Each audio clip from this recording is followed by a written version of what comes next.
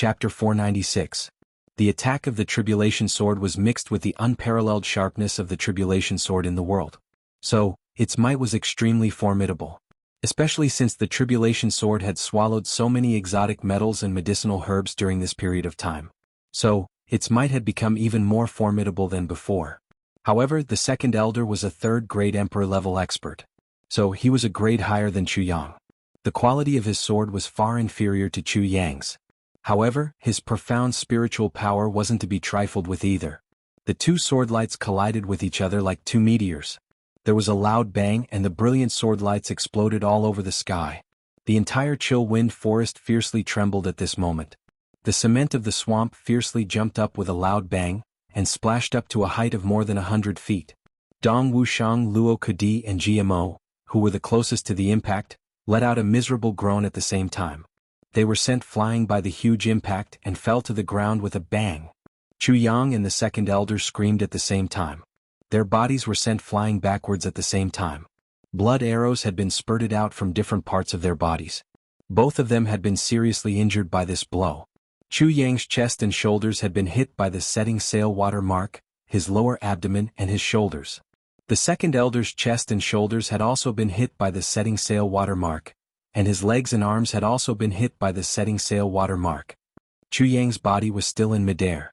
He had already prepared an incomplete version of the heavy pill, and had stuffed it into his mouth. Chu Yang had consumed 2 incomplete versions of the heavy pill in this insignificant battle that had lasted less than a breath's time. This clearly showed how tragic this battle was. One could imagine that Chu Yang would have died at least once if he didn't have the heavy pill. Chu Yang had the heavy pill, but the second elder didn't have such a godly item. The intensity of this attack had completely dispersed the power of the domain on the second elder's body. And the spiritual energy cover had disappeared without a trace. Even an emperor-level expert would consume a lot of his true elemental energy every time he used such a life-saving method. So, how could he dare to use the domain again in such a fierce battle? The body of the second elder hadn't even landed on the ground when Gu Du Xing, who had just retreated to make preparations, had already fused with his sword. The sword light soared high into the sky, and shot towards the body of the second elder. The second elder felt a sense of crisis. So, he roared and fiercely circulated the spirit energy in his entire body. Suddenly, several wounds on his body started to spurt out blood. But he managed to hang on to his last breath. He circulated his spirit energy, and once again collided with Gu Du Xing in midair. This was a desperate attack from a third-grade sword king. The second elder did his best to counterattack, and the two of them fiercely collided. At the same time they screamed and screamed. Gu Du Xing clenched his teeth, and flew backwards in the air without feeling anything. Blood spurted out from 3 places on his body and filled the air. He had been injured by the second elder's fists and fingers. 7 of his ribs had been broken. His entire chest had almost caved in, but the front half of the black dragon longsword in his hand was dripping with blood. His sword had already pierced deeply into second elder's right chest, and he was forced back by the other party's counterattack. Second elder drifted backwards again. He was already heavily injured. At this moment, Dong Wuxiang roared like a hungry wolf. He became one with his saber and rushed over. GMO and Luo Kudi also became one with their swords. They followed behind Dong Wuxiang, and attacked the second elder with all their might. The attacking style of these 3 people was the same as Gu Du Xing's a moment ago. They were all risking their lives. They were putting their entire strength, heart, soul, and life into this attack. The second elder won't die. We will die. This is a clear thought. Therefore, we must take advantage of his illness to take his life. Chu Yang shouted from afar. He turned over and jumped up. His calamity sword flashed, and he once again used, "What harm is there in slaughtering the entire world?" He flew high up in the air with his sword. The second elder's heart was filled with intense regret. I should have retreated and escaped when I discovered the ambush. Even if you beat me to death, I wouldn't have thought that these 5 youngsters would be so abnormal. I'm a third-grade emperor-level expert. A third-grade emperor-level expert. I'm facing the danger of losing my life. However, he didn't have time to regret. Dong Wuxiang had already become one with his saber. The second elder roared in despair. He once again gathered the remaining strength of his body, and crazily collided with Dong Wuxiang. Dong Wuxiang shouted. The heavy black saber flew out of his hand and spun in the air. However, this third-grade saber king had risked his life to attack. But this had made the second elder's situation even worse. He fiercely spouted out a mouthful of blood. He couldn't suppress the injuries in his body as he spouted out this mouthful of blood. He spouted out several mouthfuls of blood in succession. His eyes had already turned somewhat dim. His left hand drooped down softly. It had been smashed to pieces by the heavy black saber. At this moment, GMO and Luo Kudi combined their swords, and rushed over with a loud roar. The second elder screamed. He suddenly attacked with his remaining right hand. Countless poisonous fog and black gas suddenly emerged from his body. This was his last life-saving trick, igniting the starting voyage water seal, to burn his own poison, and fight for a chance to escape. The poison that had been cultivated in the starting voyage water seal, for over 100 years would be completely destroyed after it was burned. It wouldn't be able to be used again. This was something that could only be used at the last moment. The second elder wouldn't have done this if he hadn't been forced to the point where he was at the end of his rope. However, GMO and Luo Kudi weren't afraid at all. They forcibly broke through the poisonous fog and rushed in. "You aren't afraid of poison?" The second elder screamed in despair. To bang, bang. Sounds were heard as the two men and their swords collided with his body. The second elder screamed. Blood splashed out from his body like a bloody gourd. There were at least 100 wounds on his body, and his flesh was torn apart at the same time. Crack, crack. Sounds were heard from his chest. It was unknown how many bones had been broken. However, he was still able to escape. There was a big tree behind him. He stamped his feet and used the last of his strength to rush up. He would have been able to fly out as long as he had stamped on the tree trunk. However, it was too late. A brilliant sword light rushed over like a meteor, and cut off all the second elder's hopes. Chuyang. Calamity sword. What harm is there in slaughtering the entire world? Chuyang burst open a big bloody hole in the second elder's chest with a bang sound. Then he rushed out of his body. The light in the second elder's eyes dimmed. He stood powerlessly on the top of the tree. Then he suddenly let out a long sigh. His head lowered and rolled down from his neck with a rumbling sound. Then his fragmented body fell down from the tree. It fell halfway and scattered into a pile of minced meat. Chuyang and the others had smeared the poison on their swords when they fell on the ground. This pile of minced meat instantly turned into black water, and completely decayed. Chuyang whistled as he came back on his flying sword. He arrived beside the unconscious Gu Du Xing, and fed him an incomplete version of the heavy pill. Then he jumped up without looking. He whistled and rushed towards the other king-level experts with GMO and Luo Kudi. The outcome had been decided. All the experts of the O clan had been annihilated. Not a single one of them had escaped. Everyone had been thinking about this battle for a long time. That was because this was a battle of life and death in the truest sense of the word. Even if they had been a little bit negligent or even a little bit uncooperative, then they would have been the ones lying here at this moment. Chapter 497. This fight had lasted for less than a quarter of an hour. No, it wasn't even 1/3 of a quarter of an hour. However, this was the most dangerous fight that Chuyang and his brothers had faced since their debut. In fact, each of them had exhausted all of their strength in this fight. Everyone had been circling around the door of death countless times. But fortunately we won. We won. Shuo Du Xing sat up from the ground. His blood-stained face exposed a brilliant smile. Won. Dong Wushang, Luo Kudi, and the others felt as if they were dreaming. They still couldn't believe these words. This fight had been a sneak attack and a plot. But they had been outnumbered after all. Moreover, the two leaders of the opposite party were genuine Emperor-level experts. They felt a dull pain in their chests. They had been injured by the Emperor-level experts. They still had a lingering fear in their hearts. But the enemy had already been annihilated. It was a dreamlike and unreal scene. Dong Wushang's heavy black saber was inserted straight into the ground. It was emitting a cold and majestic radiance. The people of the O clan had slowly turned into a puddle of blood. They were rotting in this gloomy chill wind forest. Shuo Du Xing and the others slowly stood up. They looked at the human tragedy that they had created with their own hands. They were collectively silent. Only their throats were gasping for breath. This is only the beginning. More and more powerhouses will fall because they have offended us in the future. Chuyang insipidly said after they had calmed down a little. We killed 5 Emperor-level experts today. But we also died. We brothers would have died 10 times if we hadn't plotted against them. Chuyang stood up. His sharp vision swept over the faces of his brothers. He slowly extended his hand and slowly clenched it into a fist. His eyes were fixed on his fist. He slowly said in a low and deep voice, "But we will make such emperor-level experts fall under our hands one day, and we can destroy them with a flip of our hand." He had spoken the last few words very slowly, but they were brimming with strong self-confidence. The brothers looked at Chu Yang's clenched fist and slowly stretched it. Then he fiercely flipped it over and pressed it down. They couldn't help but feel their hearts throbbing violently. It seemed as if this palm had crushed an emperor-level expert into fine powder. "It's that easy." Chu Yang turned around and smiled. His snow-white teeth sparkled in the dense fog. Everyone looked at him quietly. Their eyes were shining, but they did not say a word. After a long time, Shua Duxing slowly turned his head. He looked at the king-level expert of the Shua clan and said, "I wish to follow Big Brother Chu and join the Heavenly Armament Pavilion. Everyone, are you willing to come along?" The two men looked at each other. Then the leader of the king-level experts, Shua Qingfeng, took a step forward and solemnly said, "We brothers are not proficient in our studies. So, it will be difficult for us to make even an inch of progress in our lives. It's rare for the young master to have such great ambitions. We brothers are willing to help the young master at all costs to fulfill his wish.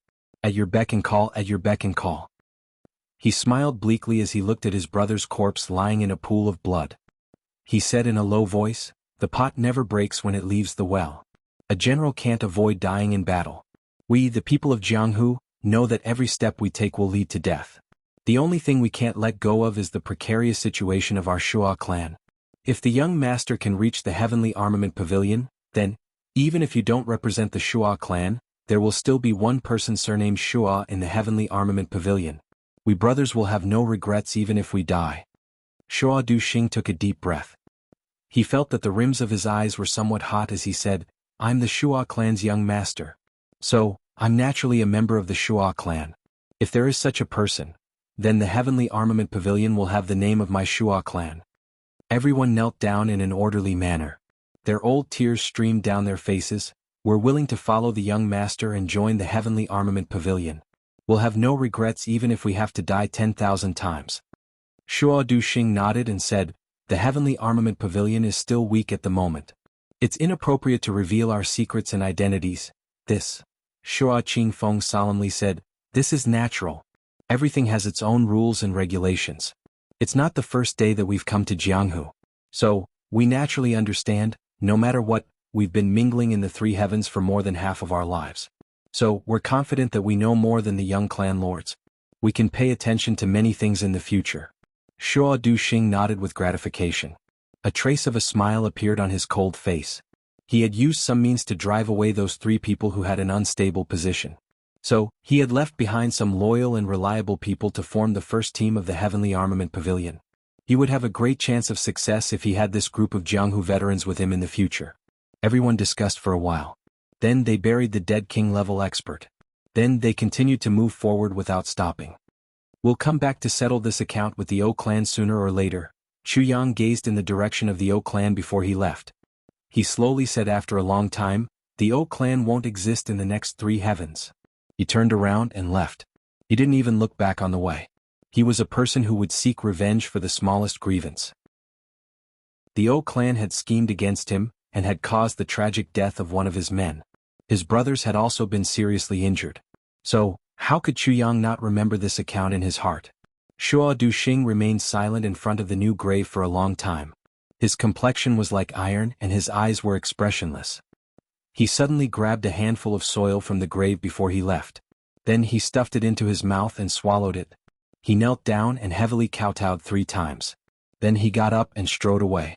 He didn't look back. "This enmity is mine. I'll settle this debt for you. I won't say anything.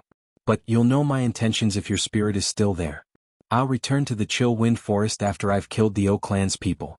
And I'll tell you, so that you can rest in peace." Shua Duxing didn't say these words out loud. In fact, he didn't say a single word. However, he had made an ironclad vow in his heart. He left in large strides. His black cloak fluttered in the wind. And he left behind a straight and sword-like silhouette in the chill wind forest. Enmity is in the heart, but kindness is in the heart. Enmity must be repaid with one's own hands, kindness must be repaid 10,000 times over. This was Shua Duxing's principle. The chill wind forest was once again shrouded in a dense fog after everyone had left. It seemed as if the remnant souls of the new arrivals were howling and crying. But it also seemed as if the heroic souls of the Shua clan were smiling and waving their hands to bid farewell. 3 days later, at the O clan, the teacup in the hand of the clan lord O Chengwu fell to the ground with a bang and shattered into pieces. The complexions of the great elder and the others were gloomy, as if they wanted to eat someone alive. Odu Zhao's complexion was deathly pale. He opened his mouth but his lips were trembling. But he couldn't utter a single word. This king-level expert had come to report the completion of his mission while carrying 3 heads. However, the others had chased them into the Chill Wind Forest and hadn't returned. The informants in the Chill Wind Forest had reported back. King of Hell Chu and his group of 12 people had passed through the forest safe and sound. Everyone was in high spirits. And a few of them were injured. The informants who had gone to the Chill Wind Forest had reported back. Looking at the traces left behind in the Chill Wind Forest, it seemed that there had been a battle between experts. Judging from the traces left behind at the scene, the experts who had fought with each other were at the Emperor level. The battlefield had been extremely tragic. The trees in the vicinity of several thousand feet had been destroyed. The battle had been fought, and the situation had been so tragic. King of Hell Chu and his group were safe and sound. Moreover, the second elder and his group hadn't returned. So, even a fool could guess what had happened. The second elder and his group had been annihilated. Moreover, their corpses had been destroyed without leaving any trace behind. They had lost 5 Emperor-level experts and 24 King-level experts. This was a huge blow to the O clan. It was as if the sky had collapsed. There were only 5 Emperor-level experts, in total. There were more than 50 King-level experts. But the remaining 20 or so were experts who had been hired for external aid. As for the true hardcore experts of the clan, there were only 30 of them. These people were the most reliable.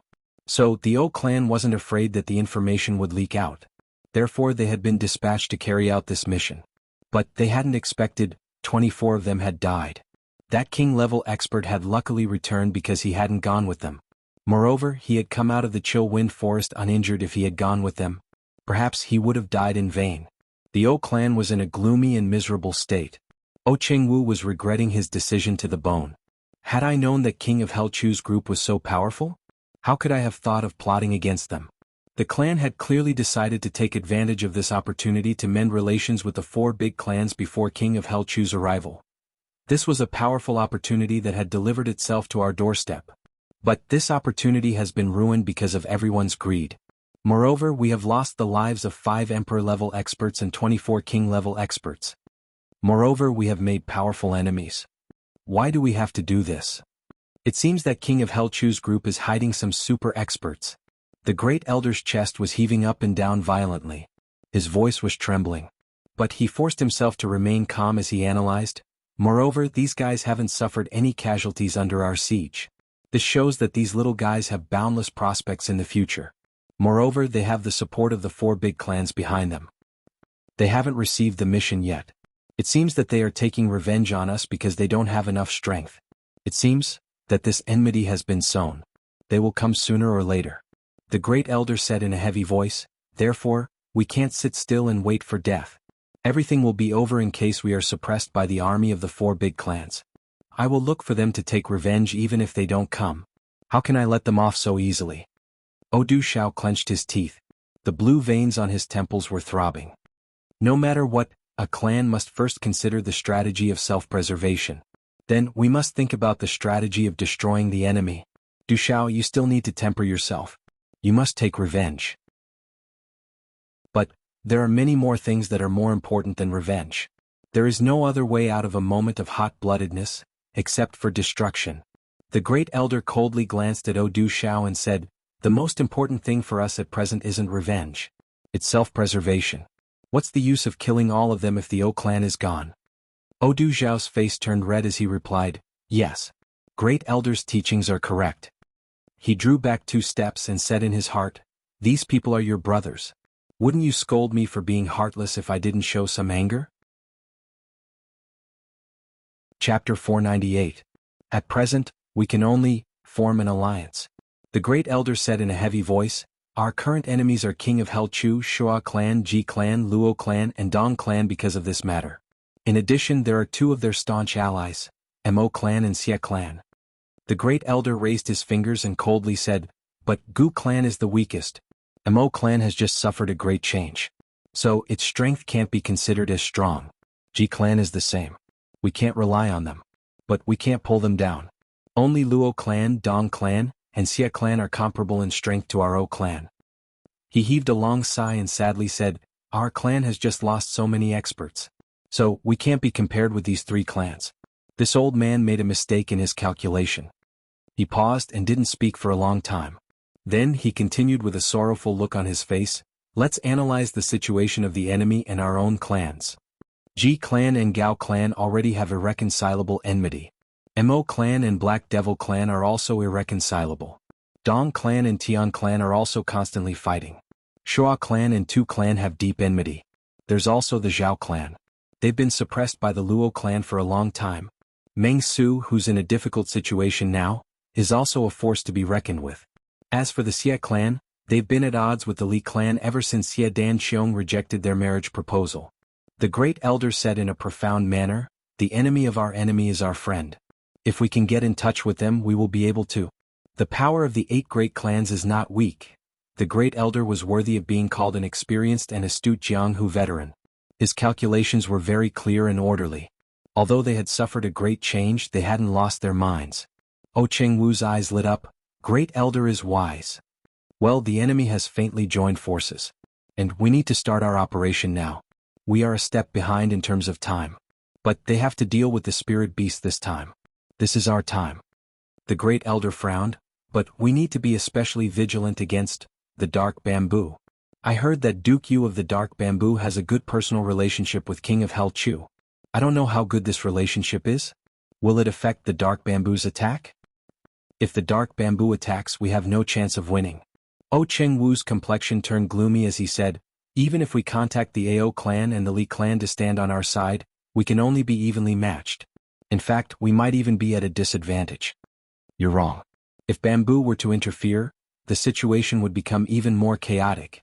This is because bamboo has conflicts with all of the other clans. There have been conflicts. The great elder snorted and said, as for the Ao clan, don't even think about it. The Ao clan won't get involved in this mess, unless we kill Ao Shiyu now and shift the blame to these clans. Speaking up to this point, he suddenly stopped talking. His eyes were deep as he pondered. Chengwu's eyes also lit up. In an instant, the hall fell silent. After a long while, Chengwu stood up and said, there's no time to lose. I'll immediately arrange for the people of the great families. Bring some natural treasures, the great elder said gloomily. Now that we have a favor to ask of others, we have no choice but to spend money. Even if we keep those things, we'll just keep them. At the critical moment, we'll need to use them. Chengwu replied, all right. Then he immediately arranged for Du Xiao to bring some people to get them. Then he began to arrange the people on this side in a rush to prepare for the diplomatic mission. However, it didn't take long for Du Xiao to rush over. His entire body was drenched in cold sweat. His face was distorted beyond recognition. It seemed as if he had lost his mind. It's not good. What's the matter? Chengwu was startled. Have they already come knocking on our door? The great elder became even more dissatisfied. You need to be calm in the face of trouble. How can you be in such a panic? Du Xiao's face was covered in soybean-sized beads of sweat. He almost wanted to cry. Our hidden treasure house has been robbed. Our natural treasures are gone. What? The great elder fiercely stood up. His chair fell to the ground with a bang sound. However, he didn't care about it. His old eyes that were always hidden in his wrinkles suddenly opened wide like copper bells. Say that again? It's been robbed, it's really been robbed. Du Xiao's voice carried a sobbing tone. Not even a little bit. Chengwu fiercely drew back 3 steps. His complexion had turned as white as snow.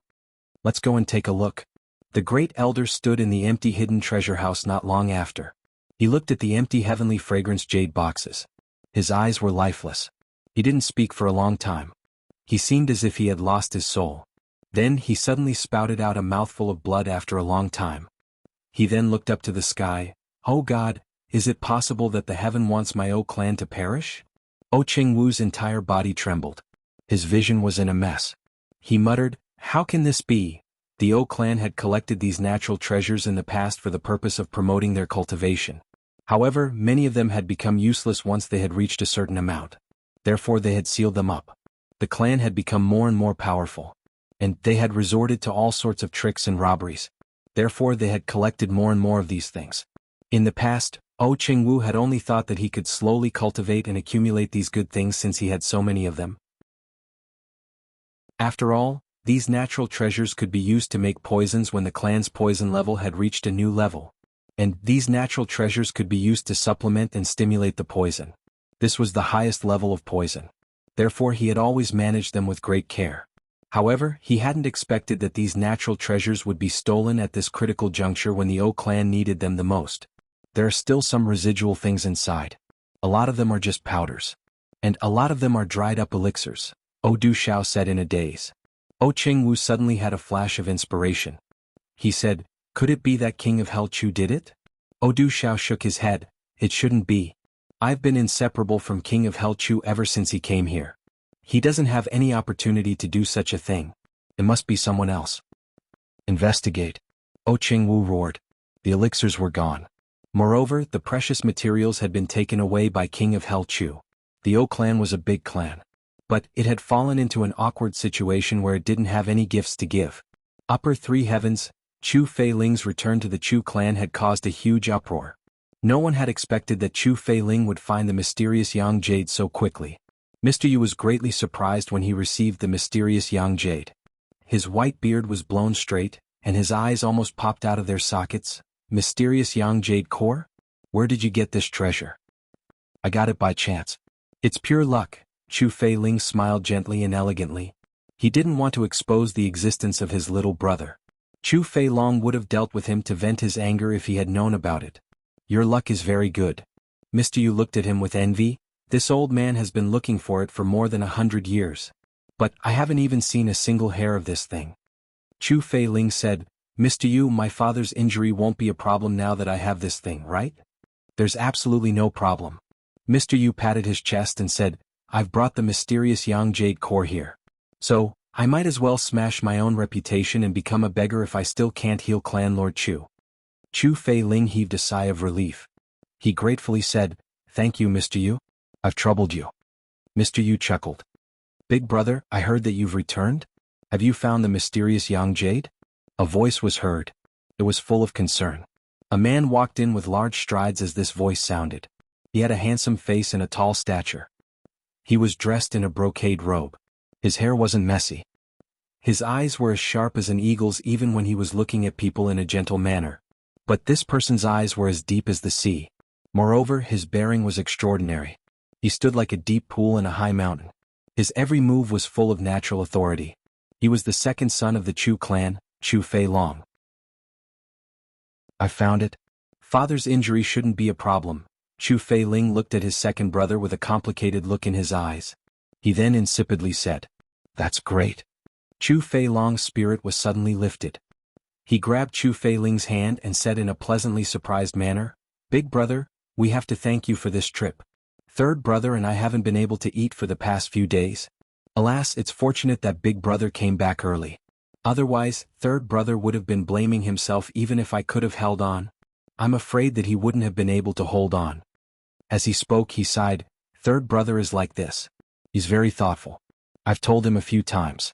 This guy really gives me a headache." Chu Feiling swallowed his saliva, and his Adam's apple moved. He smiled and said, "Thanks to the two of you for taking care of us during my absence. Second brother, it's been hard on you." Chu Feilong was displeased. He said earnestly, "Big brother, what are you saying? We're blood-related brothers. We share the same mother. Besides, it's only right that Zhao Shua is our father. How can it be hard on me? Big brother, you've been running around and this has made me feel uneasy. You must rest well for a few days and recuperate. Big brother, you're the pillar of our clan. If you collapse from exhaustion, we really don't know what to do." He spoke affectionately and laughed heartily. He held his big brother's hand affectionately. His eyes were full of sincerity. He stared at his big brother frankly. The rims of his eyes were a little red.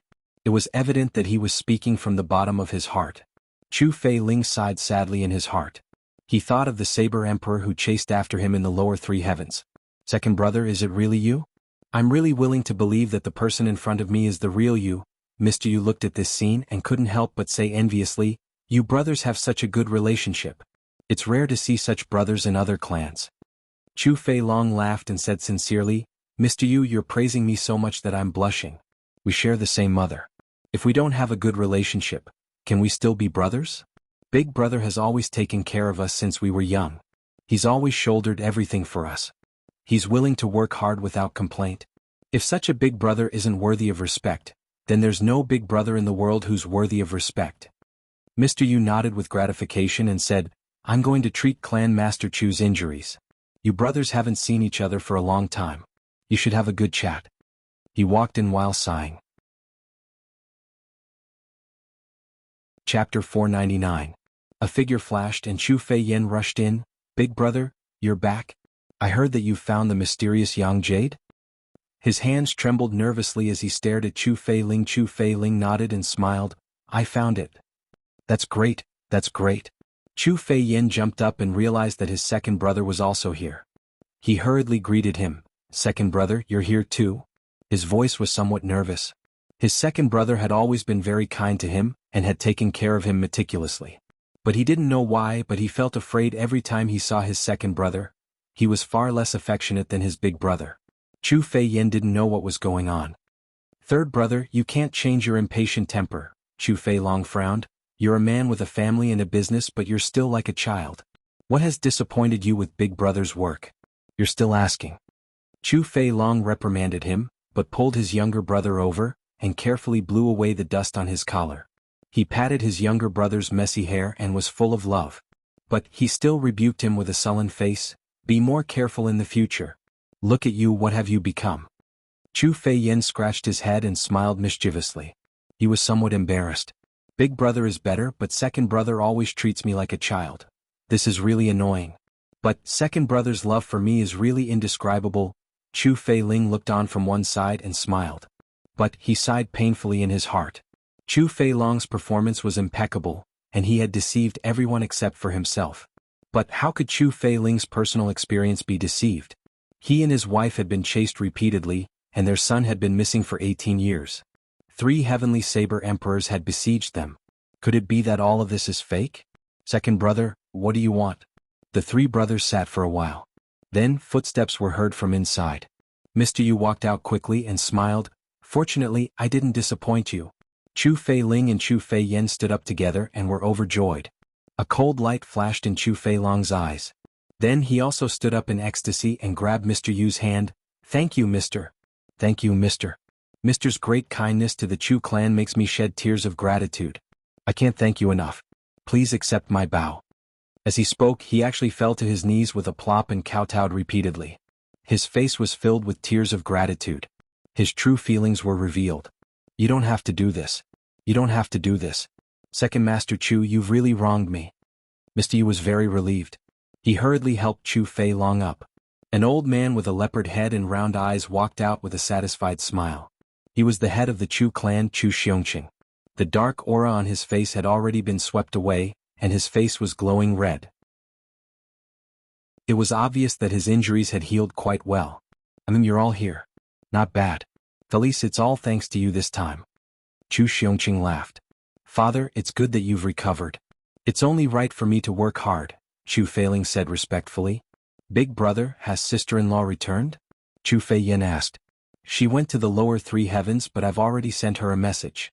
I think she'll be back in a few days, Chu Feiling said with a smile. Sister-in-law is alone. Don't let anything happen to her. Chu Fei Yen said worriedly. Your sister-in-law went down with her master. She'll definitely be fine, Chu Fei Ling said meaningfully. Big brother, you're really thoughtful. Chu Fei Long laughed. If Lord Lan is willing to take action, then, there are only a few people in the entire heavens who can hurt sister-in-law. Big brother and sister-in-law are deeply in love with each other. You really love your wife very much. Ha ha ha. Except for Chu Fei Ling, everyone laughed together. Chu Fei Ling only felt depressed, but he had to accompany them and laugh a few times. After a few days, Yang Ruolan finally returned to the Chu clan, but she came back alone. After she greeted the master, she was pulled back by Chu Fei Ling. Why did you come back so late? Chu Fei Ling was a little anxious. I went to do some things on the way, Yang Ruolan said. What's the matter? Something big.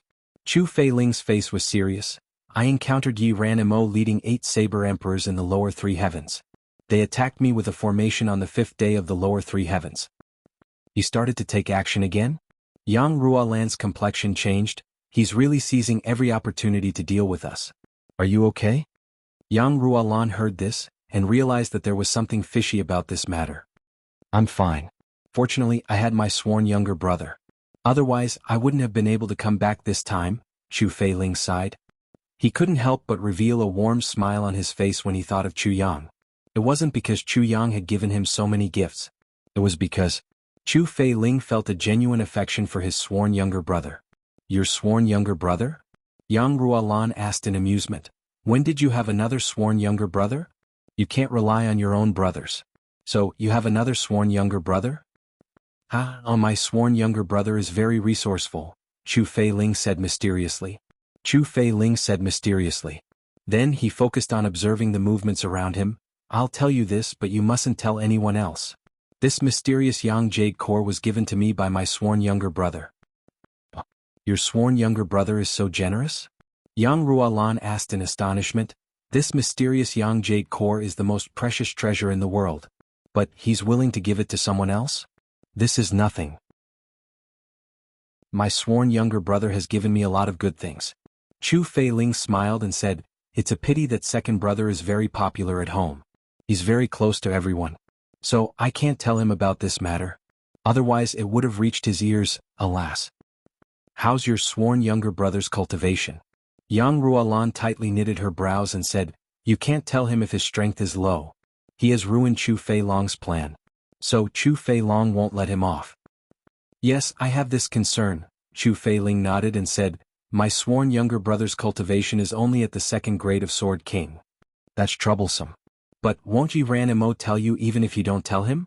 Yang Ruolan worriedly said, he's still as dangerous as before. There's no harm in bringing your sworn younger brother here. We owe him a great debt of gratitude. Wouldn't our conscience be uneasy if we don't care about him? It's all right. Chu Feiling slightly smiled. Yi Ranimo has already died at the hands of my sworn younger brother. The Yi clan's Saber Emperors have also died with my sworn younger brother's help. None of them survived. That's good. Yang Ruolan heaved a sigh of relief. But then she suddenly became startled. She realized that something was extremely wrong. She suddenly raised her head and opened her eyes wide. Wait, what did you say? Yi Ranimo has already died at the hands of your sworn younger brother? Your second younger brother's cultivation is only at the 2nd grade of Sword King? He helped you to annihilate the Saber Emperors in one fell swoop? None of them survived. Yes, what's wrong? Chu Feiling was somewhat proud as he said, my sworn younger brother is very powerful. Yang Ruolan was dumbstruck. Even if one were to break their heads thinking, they wouldn't be able to imagine how a 2nd grade Sword King could help a 3rd grade Saber Emperor kill the other 2 Saber Emperors. It's like this. My sworn younger brother is very crafty. He didn't use his real ability to kill Yi Ranimo. Chu Feiling had no choice but to narrate the situation in detail. He then said with a smile, I was shocked at that time. That's true? Yang Ruolan's gaze was lifeless. Take a guess. What's my cultivation level now? Chu Feiling asked mysteriously. Aren't you a hidden Saber Emperor? What else is there to guess? Yang Ruolan rolled her eyes at him and said, let's talk seriously. How did you and your sworn younger brother meet? Take a look. Chu Feiling stretched out his hand and made a grabbing motion. Suddenly, the spirit energy of the entire space was grabbed by his hand. Then, his hand emitted a bright white light. 4 small pure white circles of light were clearly flashing on his hand. Yang Ruolan fiercely stood up. She looked at her husband in disbelief. Her eyes were full of shock. You, 4th grade Saber Monarch? You're really 4th grade Saber Monarch. But why are the Sovereign King's rings pure white? Yes, my cultivation is at 4th grade Saber Monarch. But my mental state cultivation is at the peak of Saber Monarch level. Chu Feiling's eyes flashed as he said, that's why the Sovereign King's rings are white. How is this possible? Yang Ruolan covered her small mouth in shock. How can it be so fast? But what's going on with this mental state? Yang Ruolan was an Emperor-level expert. So how could she not know what this meant? A 4th grade Saber Monarch had the mental state of a Saber Monarch. This meant that there was no bottleneck on the road to becoming a Saber Monarch. One would naturally become a saber monarch as long as one's cultivation reached a certain level. So, how could it not be easy to increase one's martial power and cultivation? One just had to cultivate. But the most important thing was the mental state. It was possible to seal one's cultivation for a lifetime if one couldn't make a breakthrough in the mental state. For example, if someone had a cultivation of level 3 and a cultivation of level 4, both of them would cultivate together. However, after reaching a certain level, the level 3 cultivator would only be able to consolidate his cultivation, and the excess spiritual energy he absorbed would dissipate soon after. However, the level 4 cultivator would be able to absorb spiritual energy into his body and turn it into cultivation. This was the importance of making a breakthrough in the mental state. This was also the so-called bottleneck. But Chu Feiling's journey was a smooth one. I didn't believe it either. I had been stuck at the Saber Emperor grade for a long time. But my sworn brother gave me a pill. Not only did it increase my cultivation by 5 grades, but it also helped me break through the bottleneck. Moreover, it also promoted my mental cultivation to the Saber Monarch grade. Chu Feiling's eyes flashed. He spoke slowly with a grateful look on his face. What kind of pill? Yang Ruolan felt that her breathing had become rapid. I don't know the name of this pill. Chu Feiling smiled mysteriously and said, but my sworn brother gave me 2 pills. I ate one of them and my cultivation increased to this level. The other one is for you. Your angina will disappear after you eat it. Moreover, your mental state will also increase to the monarch level. As for how much your martial power and cultivation will increase, that will depend on you. There's such an elixir in the world. Yang Ruolan was so shocked that she was at a loss for words. Didn't I tell you? My sworn brother is very powerful. Chu Feiling smiled proudly. Chapter 500. Chu Feiling took out a purple jade bottle from his bosom as he spoke. He gave it to Yang Ruolan as if it was a treasure. Take it. This is a token of my appreciation for you. Yang Ruolan held the jade bottle in her hand, and felt a comfortable feeling all over her body. She couldn't help but exclaim in admiration, it's really a good thing. Your sworn brother is very good to you. My sworn younger brother is indeed a great benefactor to me. Chu Feiling sighed with emotion and said, my sworn brother also gave us 2 medicinal pills in addition to this. According to him, these 2 pills can bring someone back to life as long as they aren't beheaded on the spot. Moreover, he also gave us a bottle of medicine. After we take it, we'll be able to completely conceal our aura fluctuations. No one will be able to see through us. Yang Ruolan was so shocked that she couldn't speak. These were things that she had never seen or heard of. My sworn brother has given us so many things. Well, my sworn brother also gave you a sword and me a saber. Chu Feiling carefully took out the sword and saber and said, I've tested it. It can cut through iron as if it were mud. It's more than 10 times stronger than my original saber. It can be said that this is the sharpest divine weapon I've ever seen apart from the treasured swords and sabers of the big clans. He took a deep breath and said, even the big clans only have a few treasured swords and sabers. And these swords are passed down from their ancestors. They have already become the sacred objects of their respective clans. So who can see them? Yang Ruolan had already picked up the sword. She took it out and looked at it. She felt a cold light shining on it. It was like a pool of autumn water that reflected all kinds of things in the world. The weight, the length, the size, and the style were all to her liking. She couldn't help but click her tongue in amazement and said, your sworn brother is really a talent. It's rare for him to give me this sword, but it's to my liking. My sworn brother is a heaven-sent genius. I don't know what he doesn't know, Chu Feiling said proudly. Yang Ruolan said, your sworn brother has such deep feelings for you. Feiling, you mustn't let him down. Even if it's just one of these things, it's still a huge favor. Of course. Chu Feiling said with certainty, you should quickly take this medicine. According to my sworn younger brother, this medicine can only be effective for emperor-level experts and above. It won't have any effect on anyone below the emperor realm. Yang Ruolan nodded. She gently and carefully opened the purple jade bottle. Then she poured out a 7-colored pill from it. A burst of rich and strange fragrance pervaded the air. She didn't dare to neglect it. So, she hastily put it in her mouth. As soon as he put it in, he felt an endless amount of spiritual energy turn into pure energy and rush towards his limbs and bones. He couldn't help but let out a softened sound. Then he was brought into a mysterious state by the violent medicinal effects. By the time Yang Ruolan woke up, it was already night time. Chu Feiling had been standing guard at the side, not daring to move. Yang Ruolan opened her eyes and operated her primordial energy. She felt that several bottlenecks in her body that she hadn't been able to break through had suddenly been cleared up. Her spirit was clear and transparent. Many of the meanings of the great Tao that she hadn't understood before had also been cleared up. Her entire body, from her soul to her physical body, felt incomparably relaxed.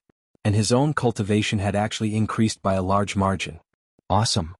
Yang Ruolan was somewhat dumbstruck as she checked her own cultivation. She swallowed her saliva with difficulty and said, "I'm now a 7th grade Emperor-level expert." She stretched out her hand and condensed her primordial energy. Suddenly 7 oval pure white circles appeared in her hand. She couldn't help but stare blankly. Then she said, "My mental state has also reached the monarch level." She stood up as if she was dreaming. Then she pinched her arm with all her might. She said in a daze, "Is this true? Is it really true?" "It's absolutely true." Chu Feiling held his beloved wife in his arms. However, he found that his wife had already shed tears of surprise. He had never seen his wife so happy since his son had gone missing. So he couldn't help but feel gratified. Yang Ruolan leaned in her husband's arms in a daze. But she couldn't help but shed tears. She said, my child wouldn't have gone missing if we had this kind of cultivation back then." Chu Feiling heaved a deep sigh and hugged her even tighter. "I must thank that sworn brother of yours properly." Yang Ruolan wiped her tears and said, "Feiling, there are very few people nowadays who value relationships and treat treasures like dirt. We mustn't fail to live up to his kind intentions." Chu Feiling nodded deeply. He said in order to ease his wife's emotions, "It's strange to say that my sworn brother is only 18 years old. He's very handsome. I feel that he's very familiar when I see him. Moreover, his face is somewhat similar to mine. You tell me, isn't this fate bestowed upon us by heaven?" He spoke in high spirits. But he suddenly realized that Yang Ruolan's delicate body had stiffened in his arms.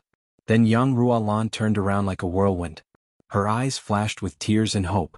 She said in a trembling voice, "He's only 18 years old, and looks very similar to you, your sworn brother?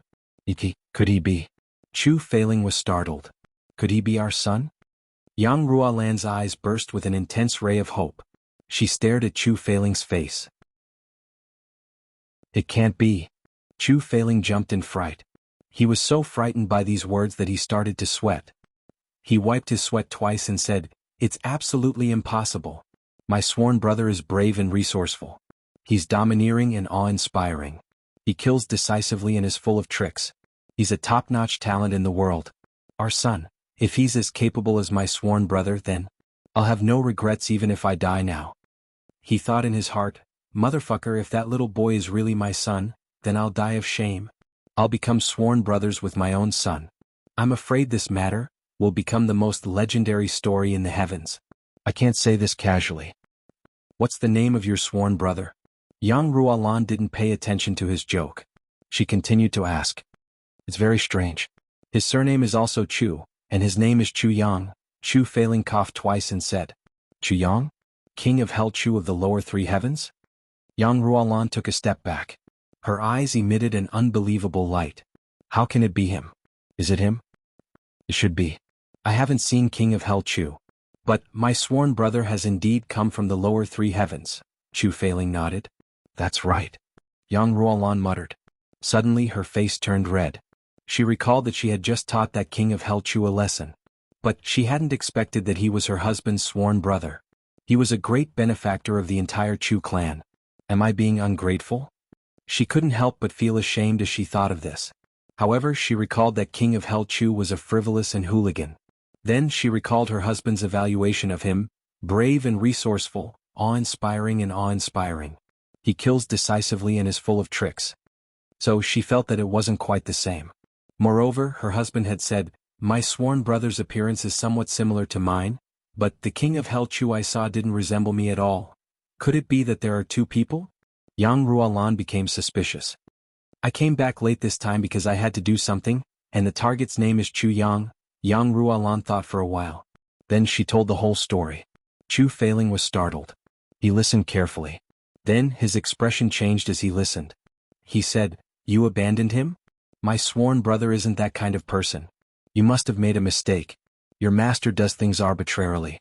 He only cares about his own preferences. He doesn't care about other people's feelings. Moreover, did your junior sister ask you to help her vent her anger? She was willing to do so. What does it have to do with you? Who asked you to deal with her lover? You're simply unreasonable. Yang Ruolan's face turned red. She said, "This matter is indeed somewhat lacking in consideration." What do you mean by somewhat lacking in consideration? It's ridiculous. Chu Feiling said angrily, "I don't know whether you're dealing with my sworn brother or not, but how can you and I face him in the future if you're dealing with him?" Yang Ruolan's face turned red. She said, "But this Chu Yang is somewhat glib-tongued. Moreover, he's a king-level expert at the age of 18. But he's like a hooligan. His appearance doesn't resemble yours at all. Moreover, he doesn't have a calm aura. Perhaps they're two different people." Chu Feiling wrinkled his brows and said, "That's possible." He muttered to himself for a while. Then he said, "I'm still somewhat worried. I'll go and take a look after we've dealt with the Spirit Beast Tide and the 3 Stars Divine Clan." Yang Ruolan said, "That's good. I'll go with you when the time comes. I'll thank him in person. And I'll personally apologize to him and ask for his forgiveness if I've wronged him that time." Chu Feiling nodded.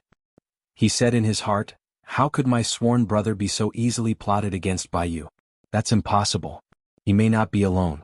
His wisdom and cultivation can go unimpeded for 3 days." 3 days, Chu Yang and the others finally arrived at the northern wilderness after a long and arduous journey. The closer they got, the colder they felt.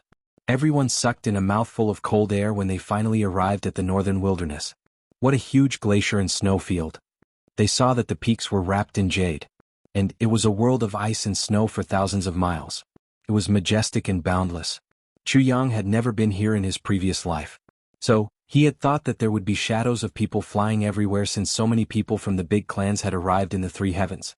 However, he realized that this wasn't the case when he arrived here. He couldn't see a single human figure as far as his eyes could see. He also didn't know where those people had gone.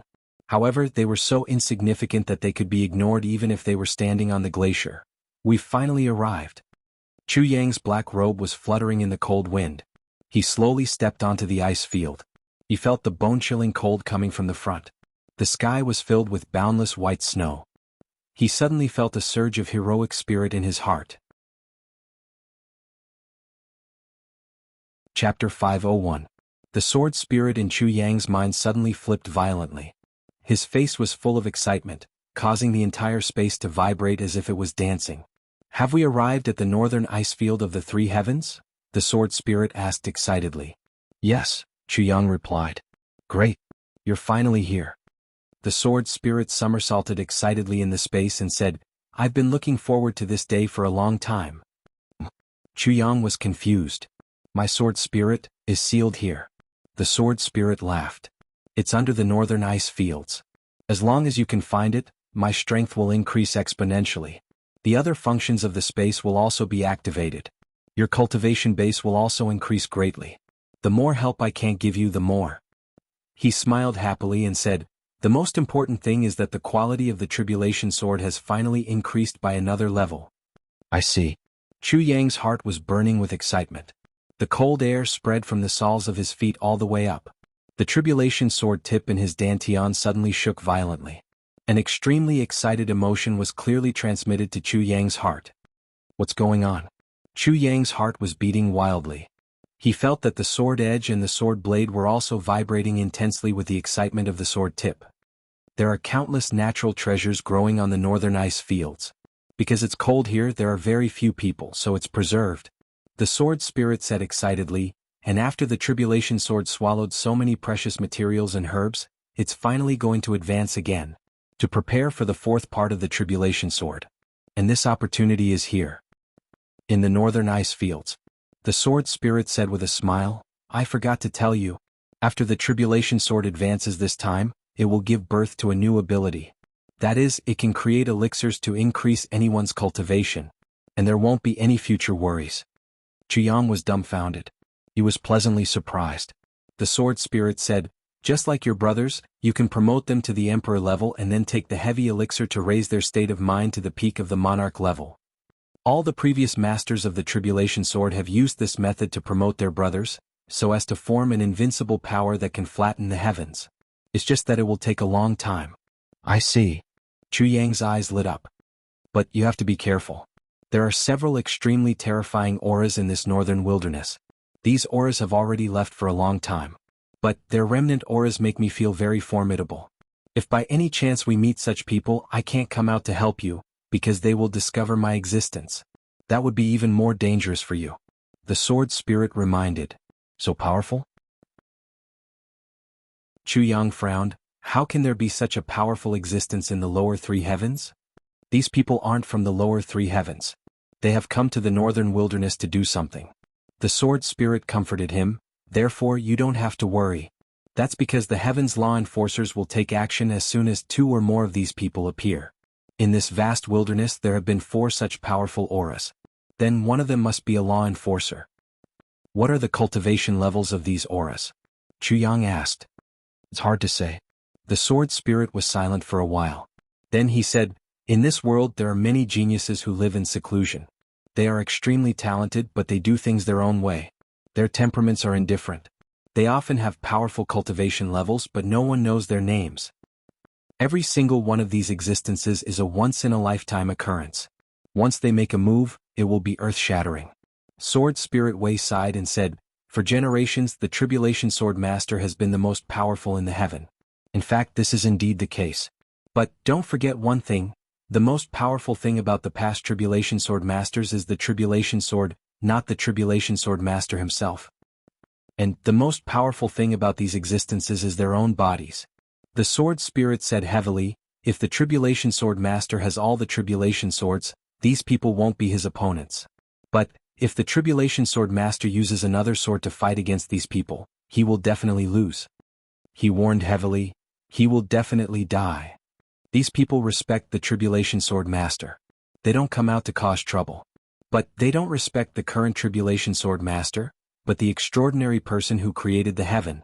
The Sword Spirit said, before you get the Tribulation Sword completely, or before you get the 7th fragment of the Tribulation Sword, you don't have the ability to protect yourself. Once you meet such existences you must be careful. You must be careful. So, there are such people in this world, Chu Yang murmured. Suddenly he felt that the world in front of him had become more colorful. Such people are rare, but they definitely exist. The Sword Spirit said, for example, Qin Feng and Lu Yun, the 2 supreme martial artists. Although they have been alive for 10,000 years they may not be dead. Supreme martial artists can't live as long as the world, but they can delay aging indefinitely. If that's the case, those people who once followed the Tribulation Sword Master to conquer the world and the past Tribulation Sword Masters should be supreme martial artists themselves, right? They may not be dead? Chu Yang asked, puzzled. The Sword Spirit suddenly became silent. He didn't answer this question at all. He fell into an absolute silence.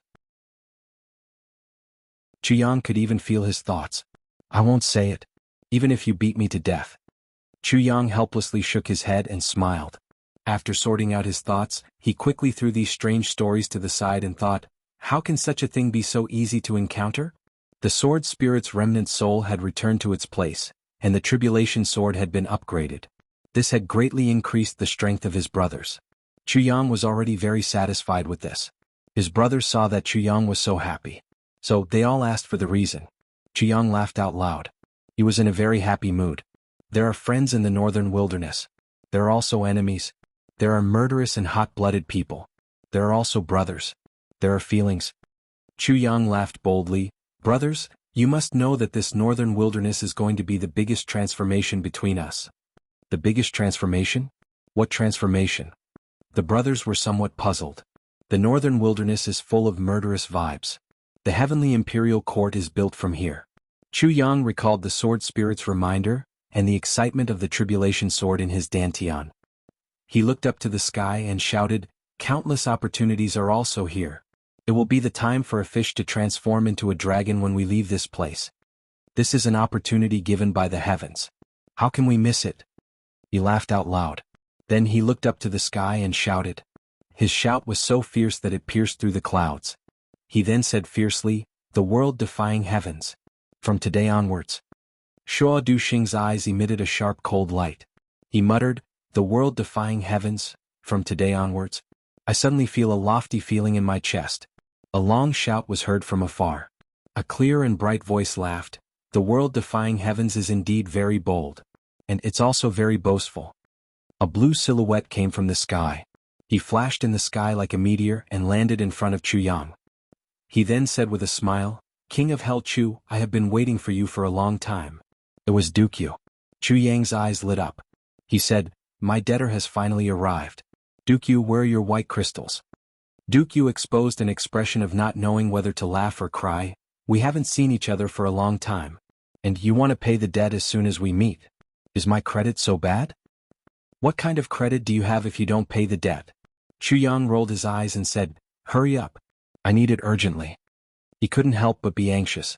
The little girl had been very quiet these days, especially when she saw Chu Yang and the others practicing martial arts.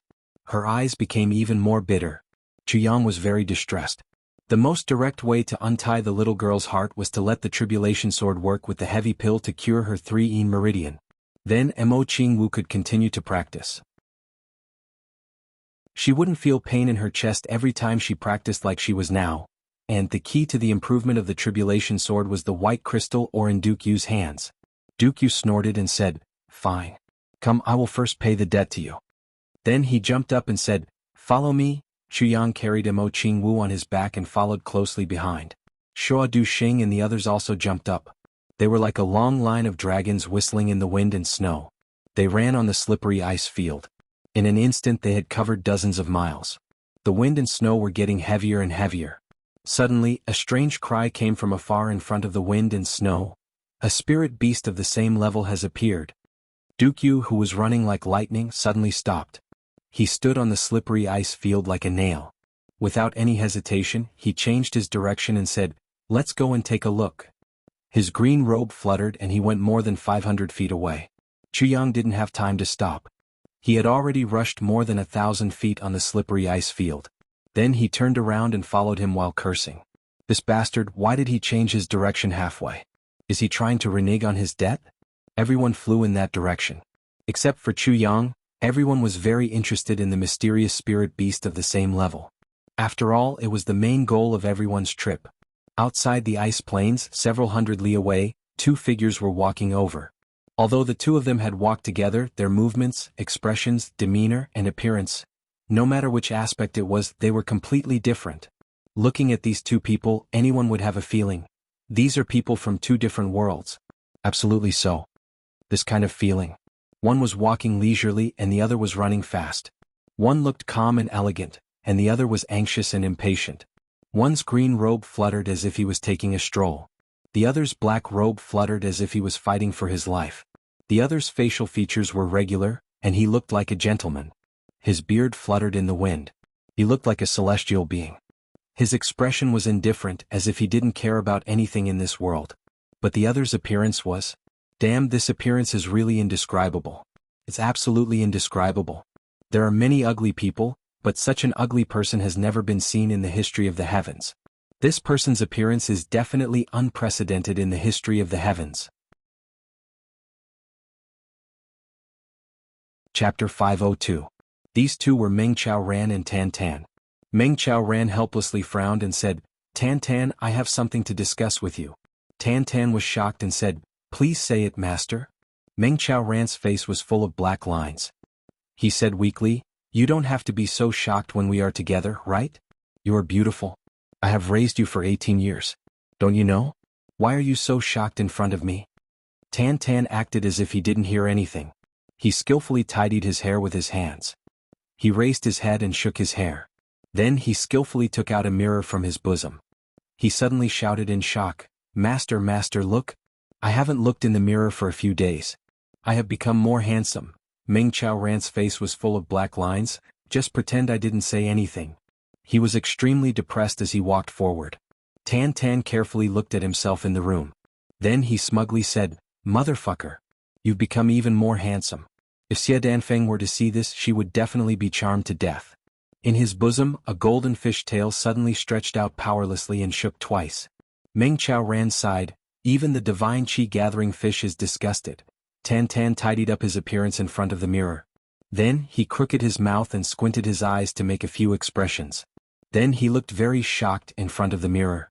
Then he said, "Master, do you think Chu Yang will go this time?" You will definitely go. Meng Ran said with certainty. I heard that the bride-snatching battle was very lively. Unfortunately, I didn't make it. Tan looked at Meng Ran with hidden bitterness. It is all your fault, master. I had to break through the bottleneck at that time. Meng Ran's face was like iron. He turned a deaf ear and sped up. He left this shameless disciple far behind. Too shameless. You reached the bottleneck and the opportunity to break through. That's why you were delayed. Now you want to blame me for this? Do you know how difficult it is for a martial artist to encounter such an opportunity? You were a bastard just now. If Meng Ran's self-cultivation was not so good, he would have grabbed this little guy and punched him. Senior brother, if you see me, you definitely won't recognize me. Tan was so happy that he couldn't help but take out a mirror to look at himself. Then he said in self-pity, Chuyang looks so shabby. He's never seen such a handsome guy like me. Meng Ran's silhouette flashed. He couldn't bear it any longer and hurriedly rushed back. He grabbed Tan's lapel and fiercely shouted, Shut up. If you dare to say another word, then scram back to your training. You are not allowed to come out again. Meng Ran's elegant face was somewhat distorted. That was too fucking unbearable. Ever since this guy had discovered that shock could improve one's appearance, he had been living in an abyss of suffering and suffering. Being with this disciple every day, Meng Ran felt his temples throbbing every day. I'm really worried that the next moment, I'll get a nervous headache, and Tan was flabbergasted as he looked at his master. He wanted to ask, but he didn't dare to. However, his eyes were full of shock. This time he didn't need to be shocked. He could be shocked. Meng Ran felt powerless as he saw Tan's expression. He slowly loosened his grip and let go of Tan. He said, Your master couldn't control his temper, but can you not be so narcissistic? Master, you've wronged me too much? Tan pursed his lips in grievance. He felt that he had suffered a great injustice. He even felt like crying. I'm not narcissistic at all. I'm so handsome. How can I be narcissistic? Meng Ran's temples bulged. He heaved a deep sigh and weakly loosened his grip. Then he said in a grief-stricken tone, Let's go. Okay. The master and disciple had arrived at Mt. Dingjun by the time that the place was empty. They had arrived 3 days late. Then they had heard that a spirit beast had appeared in the northern wilderness. So Meng Ran had brought Tan here to gain experience. Gaining experience was one thing. But Meng Ran's main purpose was to hand Tan over to Anyang. Then he would go to a faraway place and immerse himself in cultivation. Meng Ran felt that he could live a few more years even if he couldn't see this guy for a lifetime. I've had enough. People who hadn't stayed with Tan for a long time wouldn't know what kind of torture this was. For example, if you saw Sister Feng flirting with infinite narcissism in front of you every day, I think a man would go crazy in a very short time. It was a miracle that Meng Ran had persisted for so long. Both of them had been gaining experience in the Tsanglan battlefront for more than a year. Tan's divine chi-gathering fish had grown to more than 2 feet long. It usually nestled in Tan's bosom obediently. It didn't need to stay in the water anymore. It could gather spirit energy on its own. So, it didn't need to worry about food and drink. The spirit energy of the world had been absorbed by the divine chi-gathering fish. So, it didn't need to be converted into internal spirit energy. Moreover, it was enough for both of them to practice martial arts at the same time. The strength of both the master and disciple had increased at lightning speed during this period of time. Meng Ran hadn't thought that he would be able to continuously break through bottlenecks by basking in the glory of his disciple. Tan had broken through to the revered martial artist level in a short period of time. And Meng Ran had also broken through to the 8th grade of king level. Meng Ran had discovered a very strange thing along with the practice of martial arts. The divine chi-gathering fish had been absorbing more and more spirit energy as it grew. And its progress had been getting faster and faster. In particular, the higher the level of cultivation had been, the faster the breakthrough had been. This phenomenon was really mysterious to a certain extent. In particular, the water that the divine chi-gathering fish needed for its daily life was completely condensed from spirit energy. Meng Ran and Tan drank a mouthful of it every day. And their cultivation had been advancing at a tremendous pace. Meng Ran had also discovered a problem. That was, Tan could drink the spirit energy water condensed by the divine chi-gathering fish any way he wanted. Even if he drank 1,000 mouthfuls, this guy would quickly go and make more. But the divine chi-gathering fish would fiercely glare at Meng Ran every time he drank a mouthful of it, it was as if it had a spiritual wisdom. Moreover, this broken fish would only gather a large amount of spirit energy when it was beside Tan Tan during its daily practice. And its belly would turn upside down if Tan Tan wasn't around. In fact, it would simply defecate. Meng Qiaoran was puzzled by this discovery. Tan Tan had abused this strange fish a lot. He had thrown it into the cesspool on the first day he had obtained it. And he had become even more severe after that. He would often pull it out and study it whenever he had nothing to do.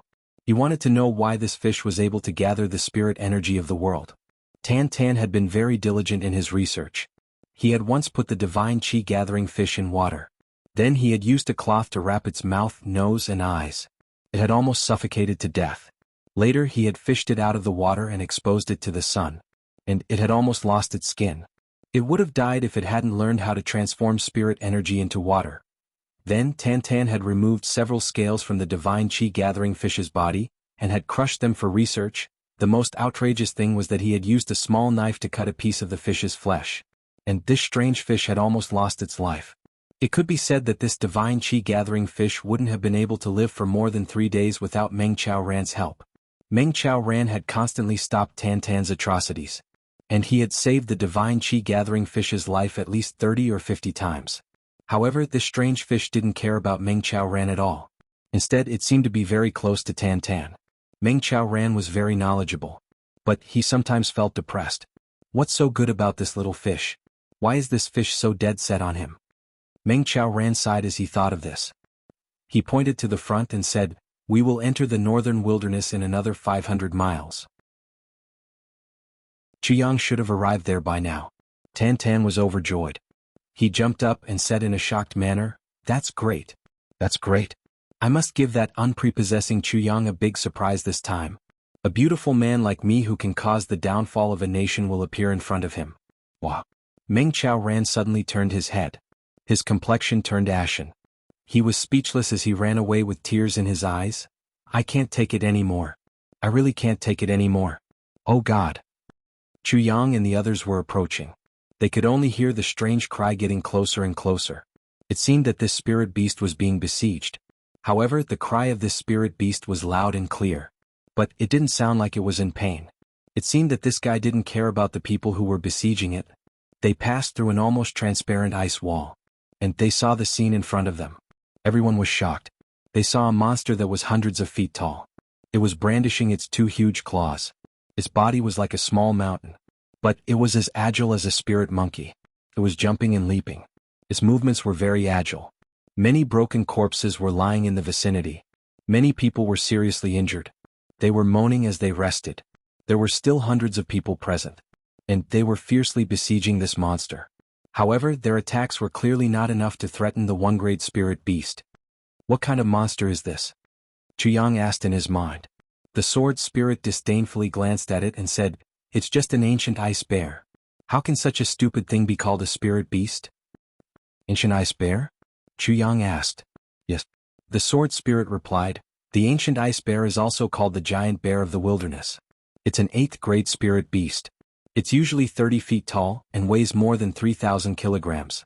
But its body will suddenly expand by 10 times in an emergency. And its strength will also increase by 10 times. Its most effective means of attack is its body. It can spit out icicles from its mouth. These icicles can be used as lethal weapons. But it will consume a lot of its cultivation every time it spits them out." Chapter 503. Well, its real function is its left front palm. Jianghu was speechless. He looked at this majestic giant bear that was surrounded by dozens of king-level experts. But the sword spirit said that it was useless. Dookie was also disappointed. He muttered, "Motherfucker, how did this thing come out? What kind of spirit beast is this?" He suddenly became angry. "This is a waste of my time." Then he suddenly shouted, "Everyone get out of my way. Are you all going to give food to this monster by squeezing in here?" Everyone who was fighting was furious. They turned around and saw a figure rushing over at lightning speed. Duke Yu's green robe fluttered in the wind. His body tore through the air and tore apart the snowflakes. A thunderous sound echoed in the sky. His body brought about a strong airflow and sent dozens of king-level experts flying. He arrived on top of the ancient ice bear's head. He didn't say anything and ferociously kicked the shoulder of this big bear. The ice bear let out a loud roar and its mountain-like body was kicked into the air. It flew 70 to 80 feet away and landed on its butt on an ice peak with a loud bang. The ice peak shattered into pieces with a series of crashing sounds. Then it jumped up and looked at Dukyu in horror. Dukyu was about to fly over. Then it suddenly screamed, turned around and ran away. This arrogant monster had been swaggering around a moment ago. But it was now running away with its tail between its legs after being kicked by Dukyu. This shocking scene made everyone open their mouths and eyes wide open. They looked at Dukyu as if they were looking at an immortal. Is he still human? Dukyu didn't give chase. Instead, he landed on the ground with his clothes fluttering in the wind. He looked at the group of people with disdain and said in a disdainful manner, "Trash, like you actually dared to chase after a spirit beast. Do you know that a spirit beast's fart can kill you? You're so ignorant. Why aren't you getting out of my way? Do you want to die?" That group of people obviously came from several clans. Dukyu's words were unpleasant to hear. But they didn't dare to refute him. They didn't even dare to look at him with angry eyes. They just smiled and retreated. "I'm asking you to get out of my way. Don't you understand?" Dukyu was furious. He rushed forward and kicked a man's butt. With a "pa" sound, the man immediately rolled forward like a rubber ball. "That's how it should be. Get out of my sight. Otherwise you'll die." Dukyu was clearly a little irritable. He kicked 7 or 8 times in succession, and kicked the 7 or 8 king-level experts like rubber balls. The group of people dared to be angry but did not dare to say anything. They could only bow down and choose to scram in humiliation, quickly leaving. Even after these people had rolled away and disappeared from his sight, Dukyu's anger still hadn't subsided. "Brother Yu's temper is a bit big today," Chuyang gently smiled and asked. "This Duke came here for the spirit beasts. Only spirit beasts are of great use. Yet I ran into a bastard bear that pretends to be a spirit beast." Dukyu snorted and said, "If the commotion this time was caused by this bear, then wouldn't we have made a wasted trip? This level of spirit beast. How could it be so easy to see?" Sigh. At the end of his speech he actually sighed. "I see." Chuyang secretly nodded. He thought that this was the reason. No wonder he didn't even care about the inner core of this ice bear.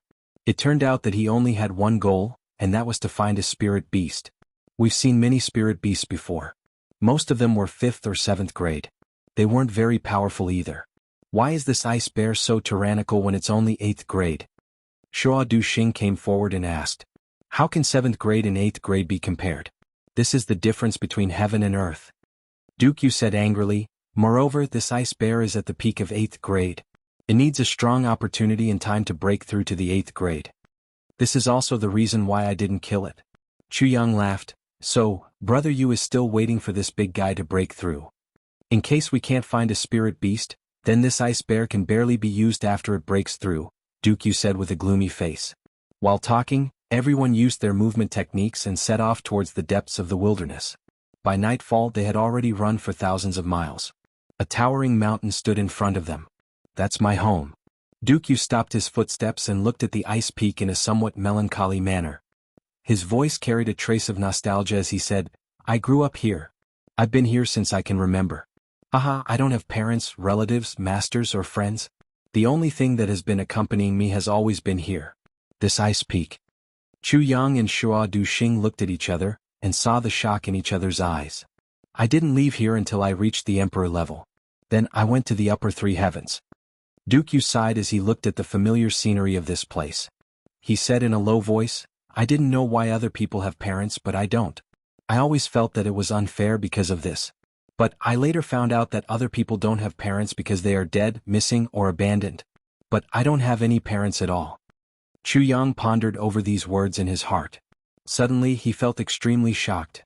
I don't have any parents at all? What does this mean? Inside Chuyang's mind, the sword spirit also opened his eyes wide in shock. He muttered, so he is, what? The sword spirit didn't continue to speak. I wandered in the upper 3 heavens for several years. But I finally felt that there was nothing fun to do there. So I offended a big clan in order to save a person. And the person I saved immediately betrayed me.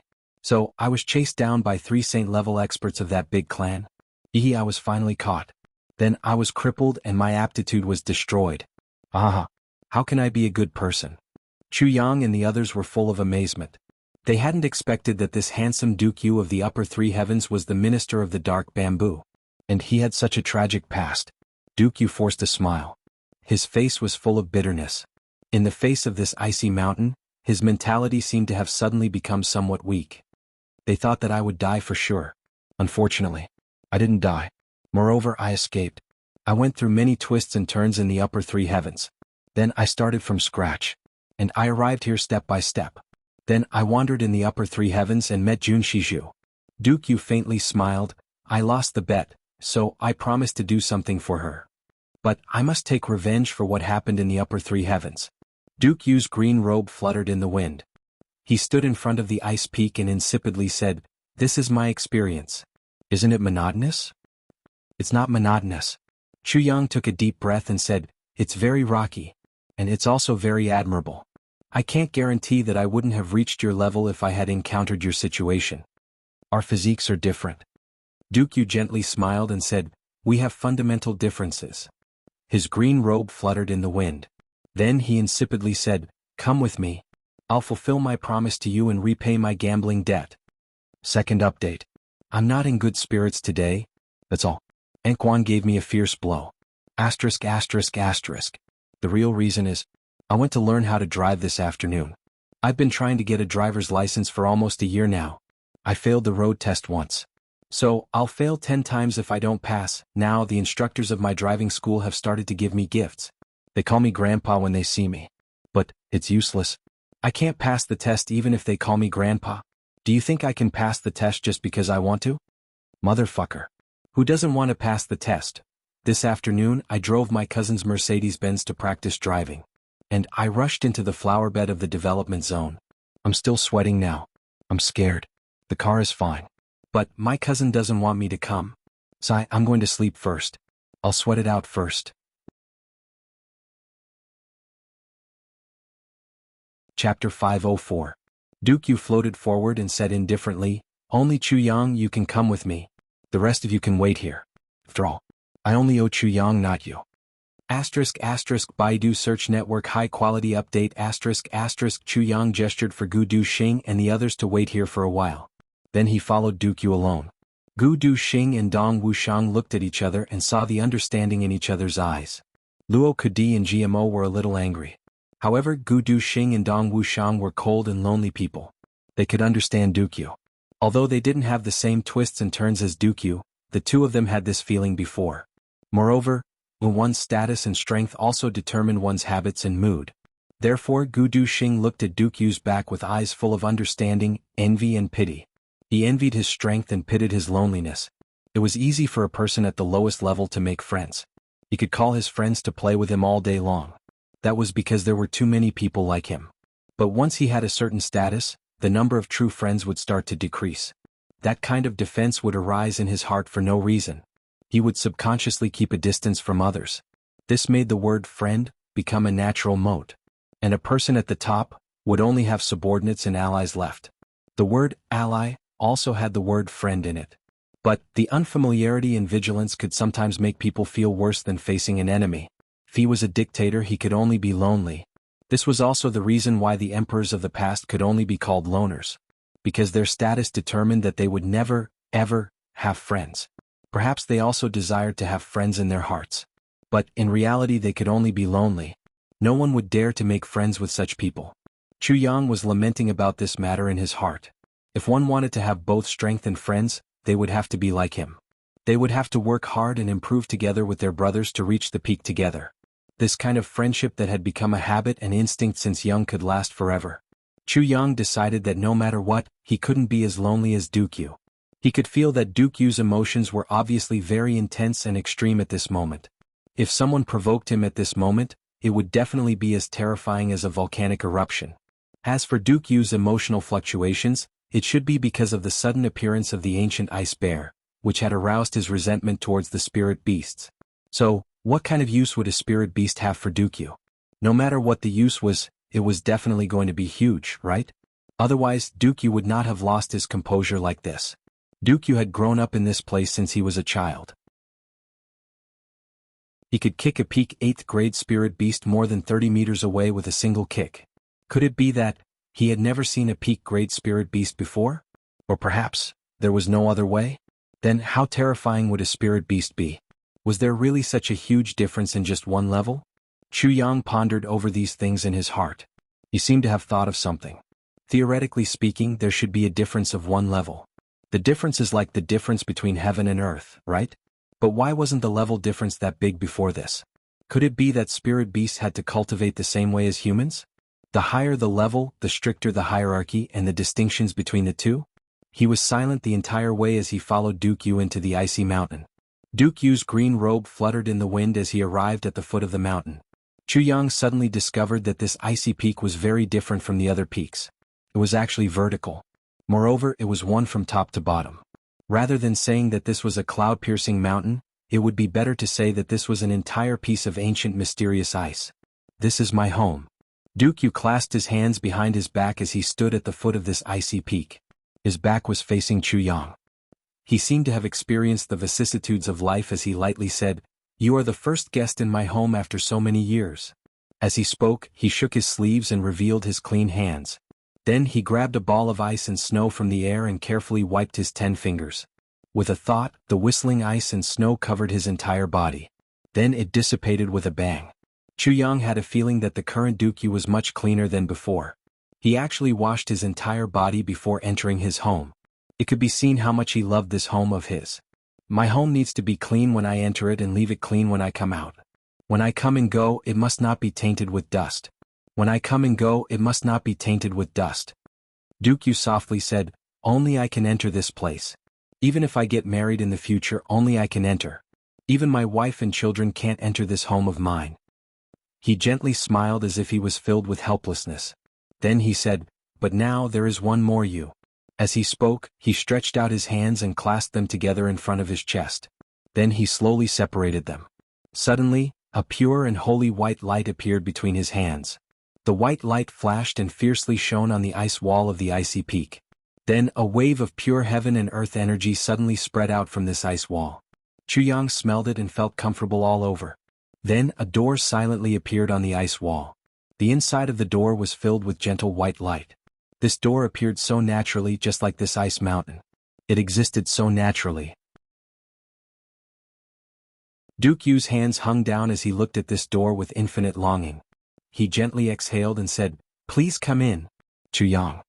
Chu Yang hesitated for a moment and said, "Since your wife can't enter, then wouldn't it be inappropriate for me to enter? Why don't I wait for you outside?" "No need. My wife can't enter, but it doesn't mean that you can't as well." Duke Yu's eyes flashed. He said, "I don't want you to enter either, but I feel that you should." Chu Yang took a deep breath and said, "Okay." Following behind Duke Yu, he walked into this magical icy peak. Before he walked in, he turned back to take a look.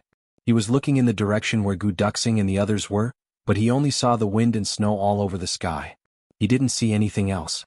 It was as if Gu Duxing and Mo Qingwu and the others had all suddenly disappeared at this moment. "They can't see this place and you can't see them either," Duke Yu said coldly. "If I don't want others to see my residence, even supreme martial artists can't see it. This has nothing to do with cultivation, but is the principle of heaven and earth. The private nature of heaven and earth." Duke Yu laughed mischievously. Chu Yang didn't know why, but he felt that Duke Yu's laughter was full of ridicule and coldness. It was as if he didn't care about the principle of heaven and earth, the private nature of heaven and earth, that Duke Yu had just said. The moment the footsteps of the two people disappeared inside the door suddenly disappeared from the world. What appeared between the heaven and earth was still that icy peak that didn't seem to be any different from the other peaks. It stood there silently. After Chu Yang went in, he was startled. This mountain peak was indeed a hole. However, the space inside seemed to be formed by nature. The white light in the surroundings came from nowhere, but it shone softly, making the inside of this space very clear. Chu Yang felt as if he was walking in his own dream. The air inside this space formed by the icy peak was fresh and clean, as warm as spring. In fact, there was even an extremely lush heavenly orchid growing on one side of the passage. It almost covered half of the stone wall. Looking at the appearance of this heavenly orchid, each piece was like the most exquisite jade, and there was only one flower left in the center. The color of the flower had already turned into a colorful color. Chu Yang smacked his lips fiercely. "This heavenly orchid has already grown for 10,000 years. The heavenly orchid changes every 10,000 years, and only one color appears every 10,000 years. The heavenly orchid only adds one color every 10,000 years. It was the supreme elixir of the world.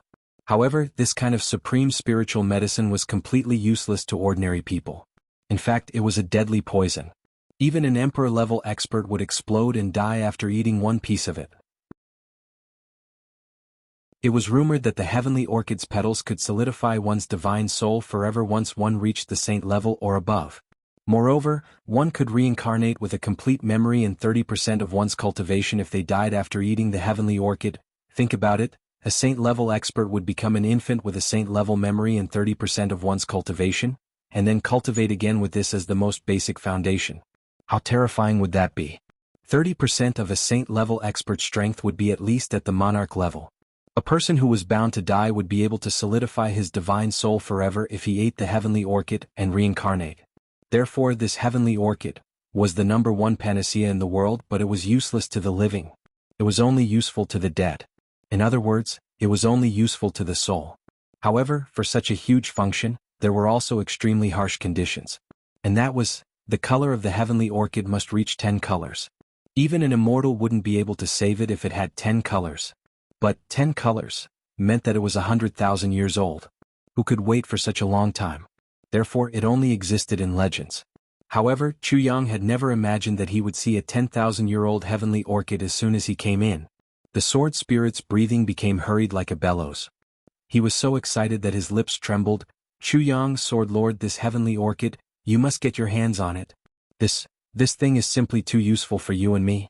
Chu Yang frowned. Ha! My divine soul will be solidified forever. The sword spirit's eyes stared straight. Saliva was dripping from the corners of his mouth. Wouldn't I be a divine soul? Moreover, I'm a remnant soul. I really need this thing. I'm afraid it won't be easy. Chu Yang was very hesitant. Duke Yu is very protective of his home.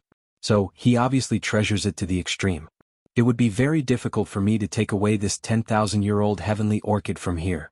Moreover, I can't steal it. People respect me and I respect them tenfold. Duke Yu invited me here. Could it be that he wants me, Chu Yang, to be a thief? Chu Yang wouldn't be able to get over this hurdle in his heart if he took it without asking. But, what do I have to move Duke Yu?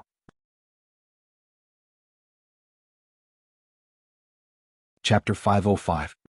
He smiled proudly and said, but after so many years, only these 5 items are qualified to be placed here by me. Duke Yu walked forward slowly and said, come, let me introduce them to you. As he spoke, he walked to the front of the first shelf. Chu Yang saw very clearly that these were 3 grains of black sand. They looked very ordinary. This is heavenly river sand. When Duke Yu said these 3 words, it was as if a thunderbolt had struck in Chu Yang's heart. Heavenly river sand. The legendary heavenly river sand that could turn something rotten into something magical.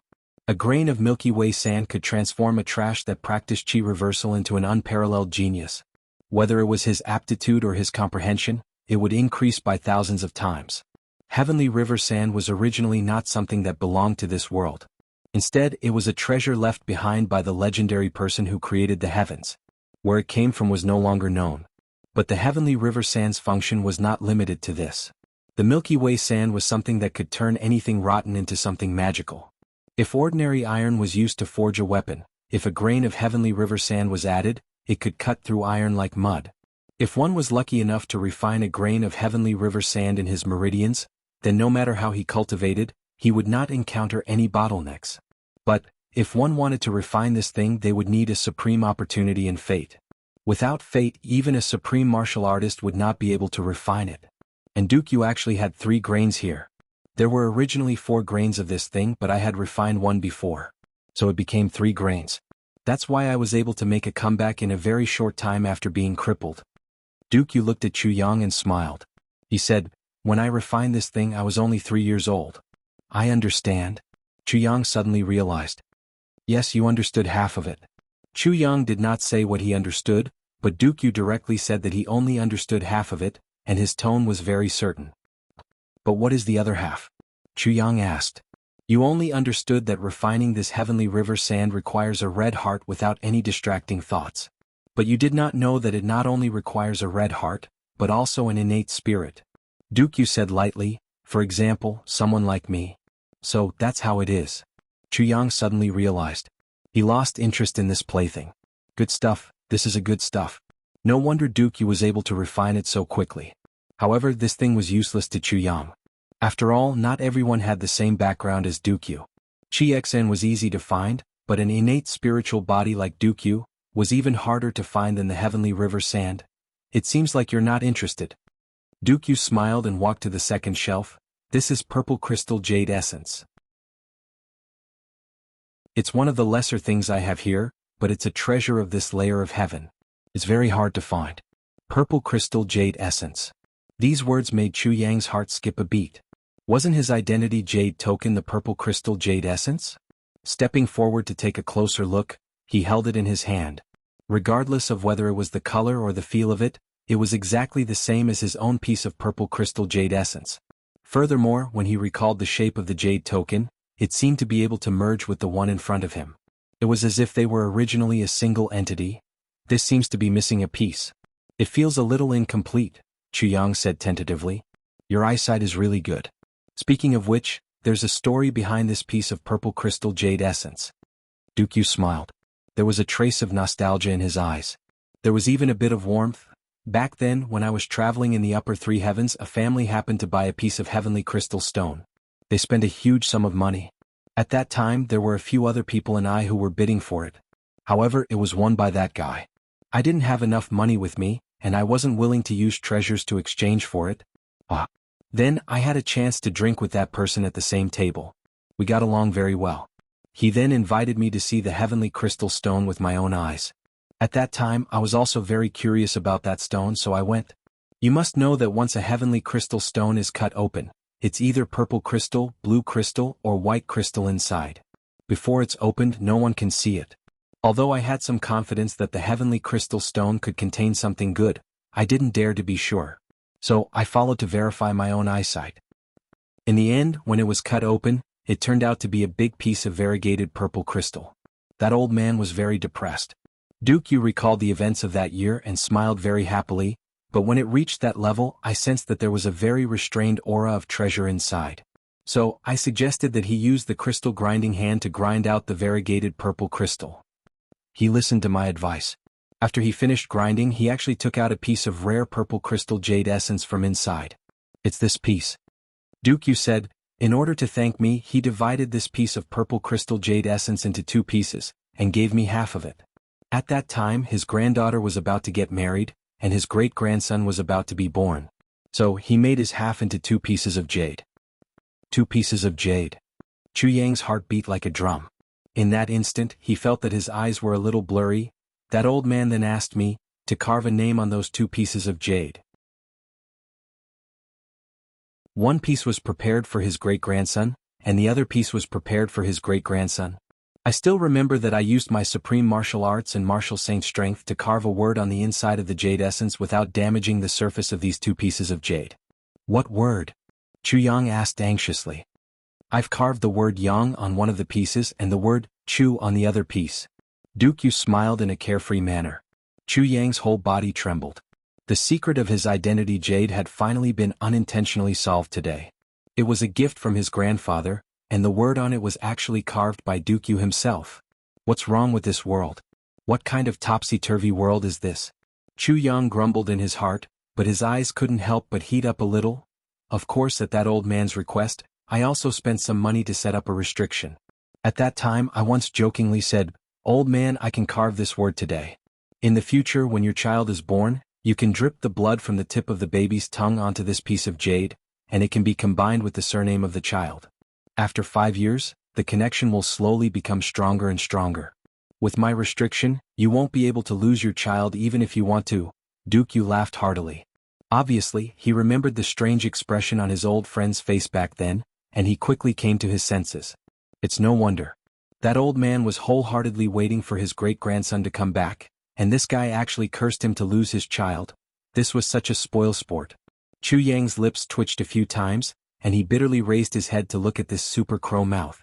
Motherfucker. If you didn't say this back then, I might not have lost my child.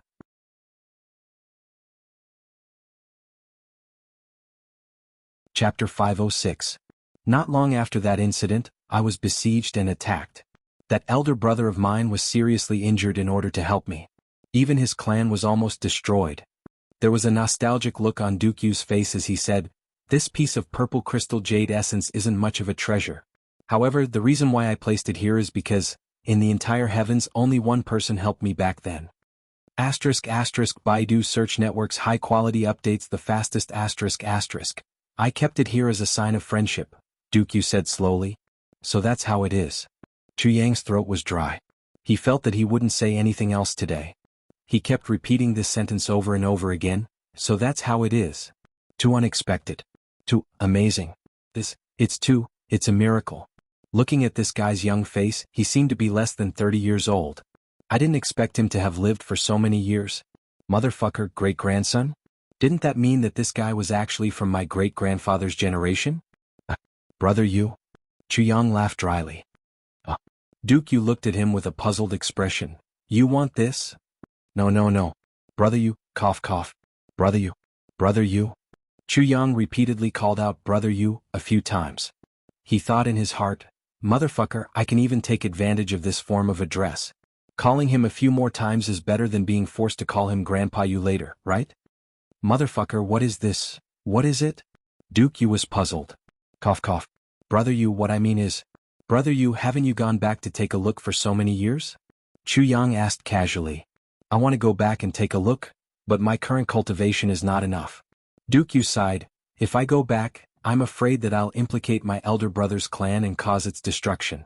How would I dare to go back? I changed my appearance and hid for 3 days for so many years because I didn't want them to be implicated by me. One of the Zai clans of the upper three heavens, how could it be so easy to deal with them? Dukyu was somewhat disappointed. If they knew that I was crippled to such an extent, and was still able to recover, this would be a secret that those Zai clans would dream of knowing. If someone were to discover that I was that person from back then? Oh, I see. Chu Yang understood.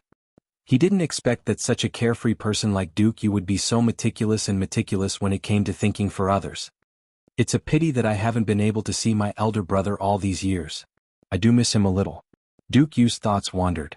We should look at the third treasure now. Chu Yang felt a chill run down his spine when he heard him call him elder brother. So he touched his nose and said, Damn it, you want to take advantage of me? No way. Even though the sword spirit was very depressed right now, he couldn't help but feel proud of it. This is the third treasure. Dukyu looked at the white snowflakes on the third lotus flower.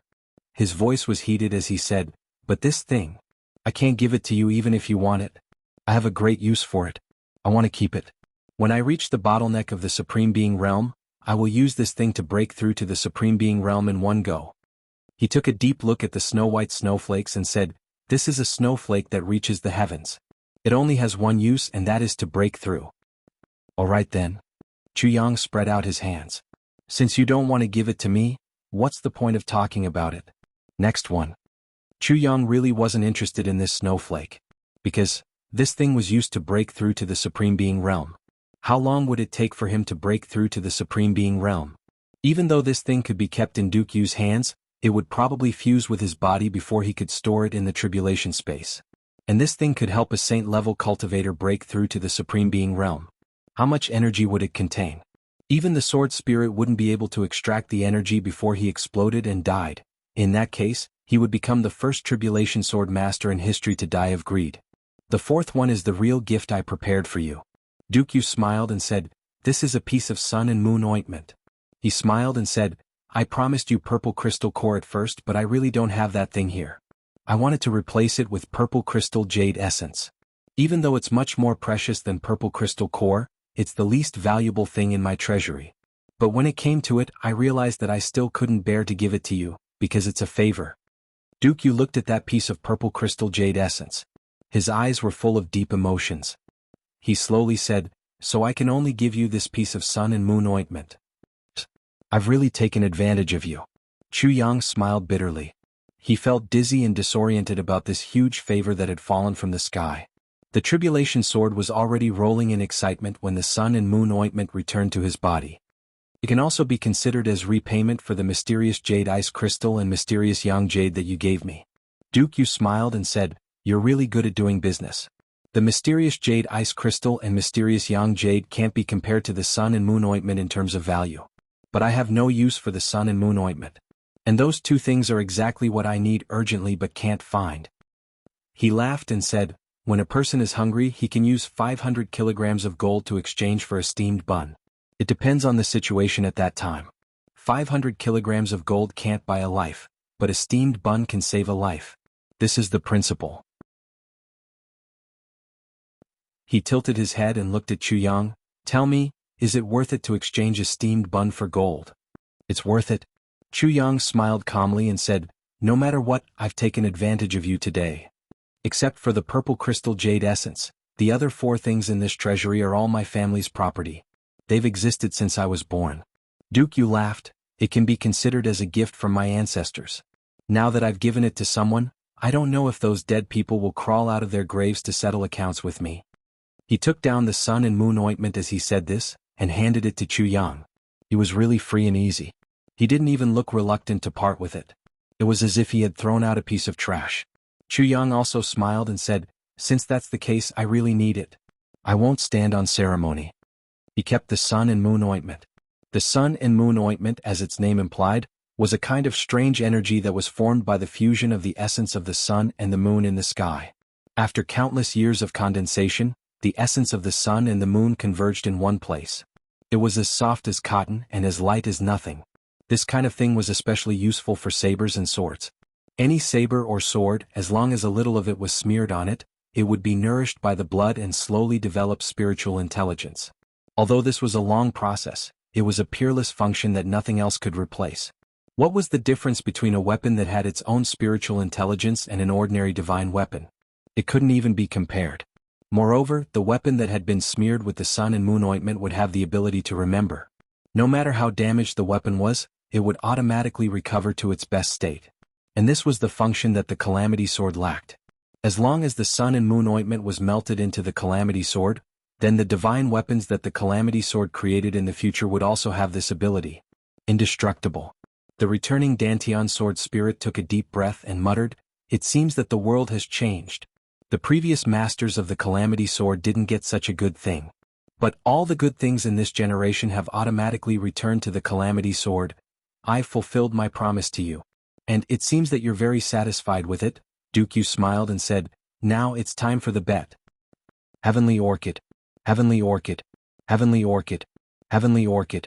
Xie Ling crazily shouted in his mind. Well, there's one more thing. Chu Yang took a deep breath and felt the urging of the sword spirit in his mind. Then he probed, your heavenly orchid is of great use to me. I don't know if brother you, can you use it? Chu Yang thought for a long time and several ideas spun in his mind. Then he finally decided to go straight to the point and directly state his purpose.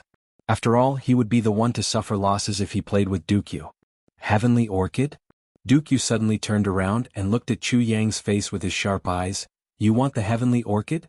Yes. Chu Yang looked straight at him and nodded without hesitation. Since you know about the Heavenly Orchid, then you should also know that this Heavenly Orchid is only 10,000 years old.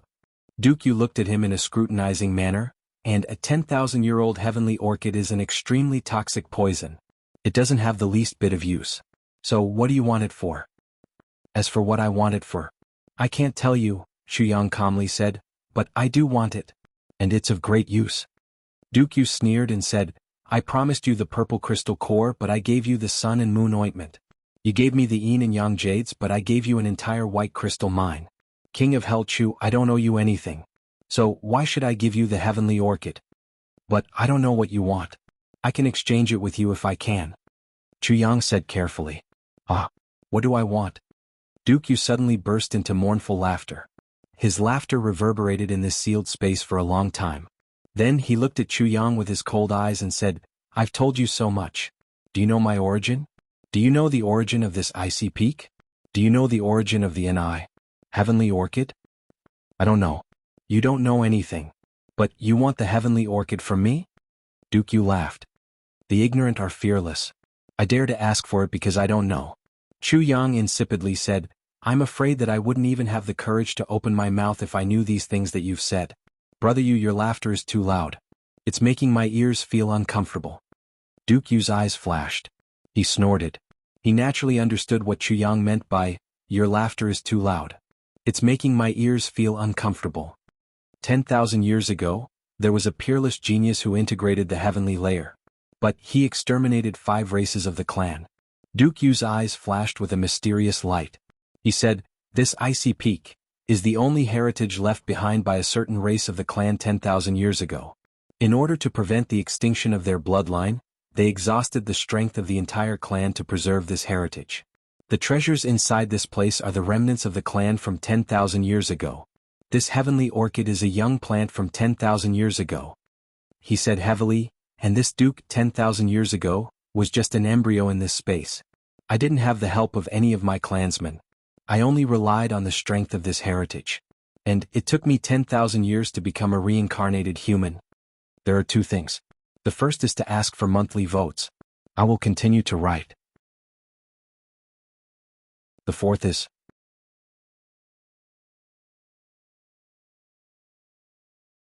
Chapter 507. Duke Yu sneered, "Would you exchange this heavenly orchid for something if you were me?" **** Baidu search network high quality update ***. No. Chu Yang sighed. Sword Spirit also sighed in his mind. How could there be any hope if Duke Yu had said so? Duke Yu took a few steps forward and arrived at the passage. He looked at the heavenly orchid for a long time. His eyes were full of reluctance. Then he slowly said, "This thing is precious and it's the only living witness I have. But I can give it to you if you promise me one thing." "What is it?" Chu Yang's heart trembled. "What is your identity?" Duke Yu suddenly turned his head and looked at Chu Yang. Then he asked without rhyme or reason. Are you?" Duke Yu approached him step by step. "Brother Yu?" Are you? Duke Yu said, "Are you?" a dozen times in a row. The look in his eyes became even more ferocious. But he suddenly exposed a trace of contradiction and pain. Then he finally stopped and said, "Do you have a strange storage space?" Chu Yang turned pale with fright when he asked this question. But Chu Yang was even more surprised when he didn't ask this question. Duke Yu didn't ask this question clearly. But Chu Yang knew what it was. "Don't worry. I will keep your secret." Duke Yu's forehead was sweating. He lowered his head in disappointment and said, "I started to suspect you the first time I saw you. I started to be certain when I was outside the prefectural city. So I deliberately left, and let you do your own thing.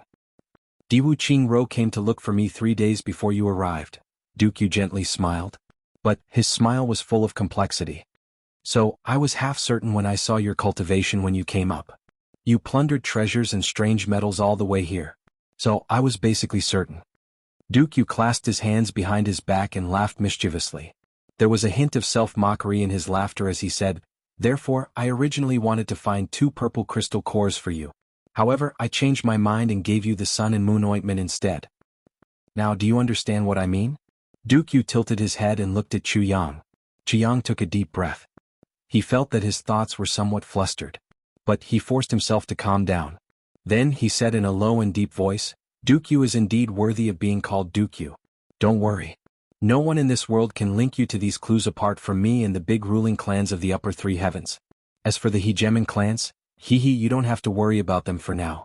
Even Diwu Qingro, who was in direct contact with you, only had a little guess. In fact, his chances of success are no more than 10 to 20%. That's why Diwu Qingro placed such a huge bet on you. He didn't hesitate to overthrow himself in order to fulfill your wish." Duke Yu snorted. 10 to 20%, and he dares to be so crazy? Chu Yang was a little puzzled. "Haha, a 10 to 20% chance of success is already beyond our expectations. Diwu Qingro would risk everything to fight for this 1,000th chance even if it's only 1,000th chance." Duke Yu chuckled. "Diwu Qingro wouldn't leak your information. On the contrary, you're a rare commodity to him. He wouldn't even have enough time to hide it, because he has placed the hope of the Diwu clan on you. You're finished and so is the Diwu clan." "There's such a thing?" Chu Yang was really at a loss. "Where did this come from?" Duke Yu smiled coldly. "Take me for example. I really want to kill you. Because you're the master of that thing's inheritance after all. But I can't kill you. Moreover, I have to protect you. In fact, I have to give you whatever you want. So, you have to promise me one thing." "What is it?" Chu Yang asked. Duke, you had already mentioned this condition twice in a row. I only want you to promise me now. I'll mention it when the time is right. Duke, you said, you don't know whether you can do it or not now. I also don't know whether you can do it or not. But I have to remind you that you'll be in a very difficult position if that day comes. Duke, you sighed and said, so, you need to consider it carefully now. Chu Yang felt dizzy. You don't say anything. You want me to promise you and then you want me to consider it carefully. What kind of statement is this? How can I consider it if you don't tell me anything? Can I consider it with my ass? Promise him. Promise him. Promise him. Ah. Sword Spirit madly bared his fangs and brandished his claws in Chu Yang's mind. He was jumping up and down. His remnant soul was so excited that his face turned red. Chu Yang lowered his head. He seriously and deeply considered it. It must be a very important thing for Duke Yu to say this. Moreover, I'll be in a very difficult position. Why am I in a very difficult position? Even now, the friendship between us is very close. Duke Yu had helped me in Great Zhao and the Three Heavens, and he had also promised to be my brother's sparring partner. I would have fulfilled any condition that Duke Yu had put forward even if he hadn't given me the heavenly orchid. But he would rather use a priceless heavenly orchid in exchange for an illusory promise. Why? This shows that this matter is related to the principles of the Tribulation Sword Master. Chu Yang finally raised his head. He said with difficulty, I'm sorry, brother Yu. I refuse. Sword Spirit screamed in Chu Yang's mind. He fell to the ground. His face was covered in tears as he cursed, Great Sword Master. You're a cheap pig. A cheap pig. Motherfucker, you rushed to ask for it when he didn't want to give it to you. But you pushed him away when he gave it to you with both hands. You're cheap. Why are you so cheap? My heavenly orchid. Boo. My divine soul is forever fixed. Boo. My cheap pig. Lord ah. A disappointed look appeared on Duke Yu's face. But he nodded with gratification. You didn't agree. In fact, I was sure that you wouldn't agree. I wasn't wrong about you. He looked up to the sky and heaved a long sigh. His expression was full of loneliness and pain. Chu Yang's body suddenly relaxed after he had refused. He didn't have any more thoughts or burdens. So he said, Brother Yu, I've disturbed you for a long time. Shouldn't we go out? Yes, and that white crystal or... Duke Yu looked at Chu Yang with an unknown expression. Then he forced a smile and said, I want to kill you right now. But I don't dare to do so. That's because I don't have much time left. I'll disappear as soon as I've lived for 100,000 years. I'll disappear from this world. I can only do this even if you don't agree. He sighed and said, I don't expect you to agree to my conditions. I'll give you this heavenly orchid. It should grow better with you than with me. Remember, you owe me a favor. Favor? Oh. Chu Yang asked vigilantly. A favor means that you'll help me if you feel that you can fulfill my wish. But I don't need you to force yourself if you can't. Duke Yu took a deep breath. His eyes emitted a dazzling cold light. You mustn't refuse. I only have this little bit of hope left and I'm still pinning it on your conscience. If you refuse, I really won't be able to stop myself from killing you. Don't forget that you've personally asked for this thing. So if you don't want it now. Duke Yu angrily said, even that man from 10,000 years ago wasn't as untrustworthy as you. Fuck me. Chu Yang forced a smile. He suddenly regretted that he had been blinded by lard. And he had listened to Sword Spirit's instigation to ask for this heavenly orchid. This is great. Duke Yu didn't give it to me when I asked for it. But Duke Yu forced it on me when I didn't want it. And I can't refuse it. Chu Yang saw Duke Yu's ashen complexion. It seemed that he would fly into a rage out of humiliation if he didn't give this heavenly orchid to Chu Yang today. But what will I do if he asks me for help in the future if I accept it? Can I go against my conscience and say no? Chu Yang looked at this heavenly orchid as if he was looking at a hot potato. He didn't have the slightest hint of a peerless treasure anymore. The sword spirit in Chu Yang's mind seemed to have realized that he had stirred up trouble. So, he lowered his head even though he was still drooling greedily. In fact, he looked a little embarrassed. Sir Sword Master has become like this because of me? Cough cough, I feel guilty. Sword Spirit secretly shot a glance at the heavenly orchid from the corner of his eye. Then he swallowed a mouthful of saliva. It's a good thing. Do you want it or not? Do you want it or not? Duke Yu angrily said, give me a straight answer. You can take it if you want it. But I will kill you if you don't want it. Isn't this a good choice? Isn't this a good choice? Chu Yang wanted to cry. Did you fucking setting sail watermark? Give me a choice? What kind of choice is this? Duke Yu is forcing a good girl to become a prostitute in order to give away this wonderful treasure. An ominous glint flickered in his eyes. His entire body was seething with murderous aura. He was about to lose control. Minister Chu was dumbfounded. I was the only honored guest a moment ago. But I have become a lamb in the tiger's mouth at this moment. Even my wife won't let me enter this place. But his face immediately changed after I entered this place and was warmly entertained. What can I do? Minister Chu was helpless. He pinched his nose and reluctantly said, Well, I'll accept it.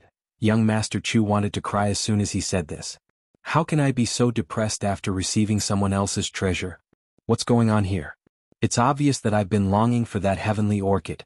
But why does it seem like a virgin girl has been sold to a brothel, and has no choice but to accept a customer under the torture of the procuress? That's my good brother. Duke Yu's anger suddenly turned into joy. He heavily patted Chu Yang's shoulder. Then he rubbed his hands and said somewhat impatiently, Do you want to pull it out yourself? Or do you want me to pull it out for you? It's better to cut the Gordian knot with a quick knife. The sooner you take it in, the sooner I'll feel relieved. You feel relieved. But I'm starting to feel worried, Chu Yang said in a plaintive manner. He felt extremely wronged in his heart. You're so boring. I've obviously given you a peerless treasure that can't be found anywhere in the world. But you feel wronged like this. This is a very strange thing. Duke Yu had finally received a big favor from Chu Yang. So he was very happy. In fact, he even started to joke around.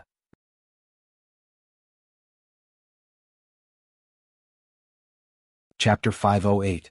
King of Hell Chu furiously said to the sword spirit in his mind, Look at the trouble you've caused. Why aren't you taking it? The sword spirit hastily replied in high spirits. He then eagerly started to take action. The heavenly orchid disappeared from the passage with a schwa sound under Duke Yu's dumbstruck gaze. You must be more spirited and obedient when I call you to do something in the future. I will tear the heavenly orchid apart if you give me trouble again. Chu Yang fiercely threatened him in his mind. The sword spirit fondly fiddled with the heavenly orchid while nodding repeatedly. This was the first time he had been so obedient since he had entered Chu Yang's mind. Let's go. I will take you to the white crystal mine. Duke Yu looked at Chu Yang with envy. He then started to walk outside. He suddenly stopped after walking for a while. He muttered to himself for a long time. Then he turned around. Chu Yang, you owe me a favor today. This is equivalent to the biggest favor I will owe you in the future. Duke Yu frowned. He didn't know where to start. So, he said with difficulty, I want to remind you of something. Brother, you please speak. Chu Yang inexplicably felt his heart become heavy. He realized that the matter Duke Yu was talking about was no trivial matter. You have the Calamity Sword in your body. As the master of the Calamity Sword, you have the Calamity Space in your body. This is a supreme magic weapon. It is also the #1 weapon in the heavenly layer. Once you master the Calamity Sword, you will be able to command the entire world. No one will dare to disobey you. Duke Yu finally said the words Calamity Sword. But he still seemed somewhat unsatisfied. Chu Yang's entire body shook. He knew that Duke Yu knew his identity. But he had said it out loud. And it had come from someone else's mouth. Chu Yang still felt shocked. But this thing is also... Duke Yu's lips squirmed. Then he finally said, It's not a good thing. There should be a corresponding thing. I can't say for sure. It is only mentioned in vague records. Vague records? Chu Yang frowned and asked. When the calamity comes, the wind and clouds dance. When the calamity is destroyed, the stars cry. When the world changes, the destiny. Duke Yu recited in a deep voice. This is the Calamity Sword's Calamity Sword. This was a song about the Calamity Sword in the continent. There were a total of 10 lines and there was only one line here. The last few lines are, The body is the calamity, the soul is the road. Save the fall of the heavens, there is eternity. Venerate as a god, don't be the master. Bones and flesh are destroyed. Duke Yu read until here and stopped abruptly. I also only know the last 7 sentences. After that, it's broken. Chu Yang muttered to himself. The first sentence was about the Calamity Sword's function, but the second sentence was clearly about the Calamity Sword's master. The body is a calamity, the soul is the path, the heavens are overturned, the ages are eternal. Venerate as a god, don't be the master. Destroy flesh and bone. These words were a little creepy. Anyway, be careful. Duke Yu smiled faintly. Since I've given you such supreme authority as Calamity Sword and Master, it would be abnormal if you didn't pay the corresponding price. Chuyang laughed and said, "That's right." Then he put this matter aside and the two walked out side by side. Outside, Mo Qingwu's entire body was wrapped in a thick marten fur coat. She would stretch her neck from time to look at the snow-filled area in front of her. She had an anxious look on her face. She only saw Chuyang and Dukyu walking to that place, and then they disappeared in a flash. Why hasn't Brother Chuyang come out yet? Mo Qingwu muttered to herself anxiously. Today the little girl was wearing a snow-white raccoon hat, a thick white raccoon fur scarf, and a snow-white raccoon fur coat. But on her feet she wore a pair of exquisite red fox leather boots. Little Wu's face was snow-white, her eyebrows were delicate and her eyes were dark. In this vast expanse of white snow she looked extremely cute. The only thing that was lacking in beauty was that she was wearing too much. Chuyang wrapped this little girl from the inside out with a few layers of cotton-padded jacket, cotton-padded trousers, cotton-padded waistcoat, and leather waistcoat. This directly caused the originally slender and even thin little girl to look like a penguin in the snow, or a little bear in the snow. She looked extremely bloated. She swayed from side to side as she walked, like a little bear carefully moving in the snow, but she looked even more adorable and cute. Brother Chuyang has something to do inside. Jiamo coaxed his little cousin. Come little Wu, kiss Brother Jimo's face and I'll tell you what he has to do. Mo Qingwu rolled her eyes and said, You and Brother Jiju are the same, both of your faces are stinky. Jiamo was instantly anxious. Don't compare that guy to me. I'm fragrant. If you don't believe me, kiss me. I don't kiss other men. Mo Qingwu pouted. I haven't even kissed second brother.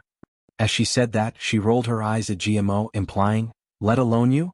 Jiamo retreated in defeat.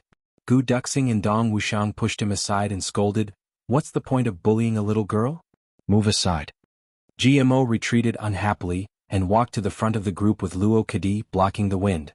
The two of them winked at each other for a while and Jiamo suddenly asked, Has it grown? Luo Kadi's face turned red and he shouted, Get lost. It hasn't grown? Jiamo exclaimed. Then he shrugged his shoulders and chuckled. He said, Mine is very luxuriant. Luo Kadi was speechless and his eyes widened as if he wanted to eat someone. This topic started when these two lazy guys unintentionally took a bath together again, and young Master Jiamo discovered Luo Kadi's abnormality. Therefore Luo Kadi suffered a tragedy, because second young Master Ji would mention this matter whenever he was with him, and second young Master Luo also felt extremely inferior. Jiamo didn't let him off, and his eyes widened as he exclaimed, I heard that Azure Dragon is gifted. This matter, tisk little wolf, looks like you'll be very powerful. Luo Kadi's face immediately turned red, and he shouted angrily as he grabbed Jiamo's collar, gnashing his teeth. Do you want to be beaten? Jiamo hurriedly raised his hand. Spare me, spare me. I heard that hairless ones are the scariest. Oh dog ant. Wah. Luo Kadi couldn't bear it anymore and he clenched his fist and smashed it down. The two of them immediately rolled on the snowy ground and started to fight. Jiamo was beating him while laughing so hard that he couldn't breathe. He was being beaten by Luo Kadi, but he still couldn't help but laugh. Luo Kadi was crazily beating this guy when he suddenly raised his head and exclaimed in surprise. Then he stopped moving. Jiamo also got up and followed Luo Kadi's gaze. He also exclaimed in surprise and stopped moving. He saw a graceful white figure leisurely coming from the wind and snow in front of him. It was a woman. She was wearing a snow-white dress and her hair was tied up high. She floated over and it was a pleasure to see such a scene in the wind and snow. Especially this woman's gentle face, and her eyes were looking left and right as she came, as if she was looking for something. Luo Kadi was dumbstruck, and he nudged Jiamo. Look, a beauty. Jiamo's eyes lit up and he repeatedly nodded. She's fucking beautiful. She's very charming and her steps are like lotuses. Luo Kadi shook his head. It's as if she's wearing magnificent clothes to patrol the sky, and wearing silk clothes to walk in the night. Jiamo turned his head in a circle. The two of them were somewhat lustful at this moment, and then they did something that they would regret for the rest of their lives. Oh, whoa. Luo Kadi loudly howled and put his fingers in his mouth and whistled. It was sharp and loud. Oh, whoa, dog ant.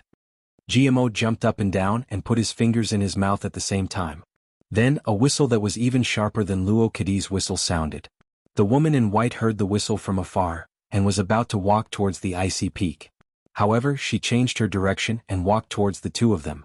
Her feet didn't touch the ground and she gracefully walked over like a lotus in the wind. GMO and Luo Kadi didn't wait for her to approach, and jumped out with a puff sound. The two of them exposed lecherous smiles as they went forward to greet her. "Oh, elder sister, you're very beautiful." Luo Kadi turned his head in a circle, and was entranced by her beauty. "Yes, yes, you're very beautiful." GMO hurriedly went forward, and was afraid that Luo Kadi would steal the limelight. "Really?" The woman indifferently looked at the two of them and her eyes were dull. "Really? Really, really?" Luo Kadi laughed out loud. "When I saw you, I wanted to write a poem. Ah, let's praise you, you're too beautiful. Elder sister, what's your surname?" "Yes, yes." GMO used his shoulder to carry Luo Kadi to one side and rushed to flatter her. "Elder sister, you're very beautiful. May I ask what's your name? When I saw you, I wanted to write a poem." "You wrote a poem? You wrote a poem?" The woman in white pointed at GMO, and then pointed at Luo Kadi and looked somewhat curious. "Of course." Luo Kadi proudly said, "My talent isn't just for show. Back then, I wrote a poem for my confinement nanny." GMO repeatedly nodded. "Yes, yes, my poetic talent is matchless. This is known to all. This beautiful elder sister, which family are you from? How come I've never seen you before? What's your name?" "Humph humph." The woman in white suddenly laughed strangely and said with a murderous aura, "My name is Jun Shiju. Have you heard of me? Second young master Luo Kadi? Second young master GMO?" GMO and Luo Kadi let out a strange cry at the same time. Their scalps felt numb, and their bodies felt as if they had fallen into an ice cave. Luo Kadi's eyes turned red and he was about to cry.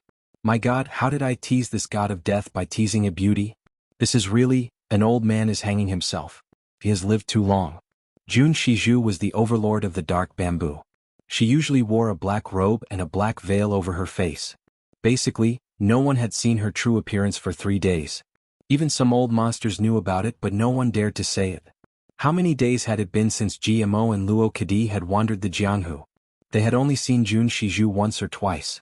They had seen her from afar and had quickly turned their gazes away. They had only seen her black robe and had felt cold all over. So, how could they know Jun Shiju's true appearance? Moreover, these two were used to being casual. So, they wanted to flirt with this beauty whenever they saw her. They would only tease her every time and then provoke her to get angry. Then they would scream and turn around to run away. They would then laugh heartily and be incomparably happy. However, these two evil young men had flirted with a lot of young ladies of the three heavens. I didn't expect that I would run into a ghost this time around. They had flirted with the biggest and most terrifying underworld overlord of the three heavens.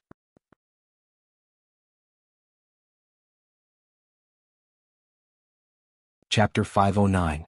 Jun Shiju was also extremely depressed about encountering such a matter. She had changed out of her black clothes since she had arrived in the northern wilderness. She had gotten tired of wearing them. She had changed into new clothes and had dressed up in her favorite plain clothes. She had then appeared in front of her few trusted subordinates. Dukyu had gone out today and hadn't returned yet. Jun Shiju was somewhat worried. Moreover, she had just received the news that the clan that had a grudge against Dukyu had also sent people to hunt for spirit beasts in the northern wilderness. Jun Shiju was afraid that Dukyu might be in trouble. And the other subordinates under her obviously weren't of any use. Therefore, she had to personally come out to look for him. She was the only one in the entire Dark Bamboo organization who could help in case something happened to Dukyu. She had come out to look for Dukyu. So, her first stop was naturally Dukyu's lair. She knew that Dukyu's main purpose for coming back this time was this place. Moreover, she was also very curious about Dukyu's secret lair. No one had ever set foot in it. Therefore, Jun Shiju had come all the way here for many reasons. Who would have thought that she would run into two little hoodlums teasing her as soon as she arrived at Dukyu's lair? This had made Jun Shiju angry and amused at the same time. Especially that whistle, it sounded one after another as if it was urging them to die, and it did not stop. Jun Shiju became angry in her heart.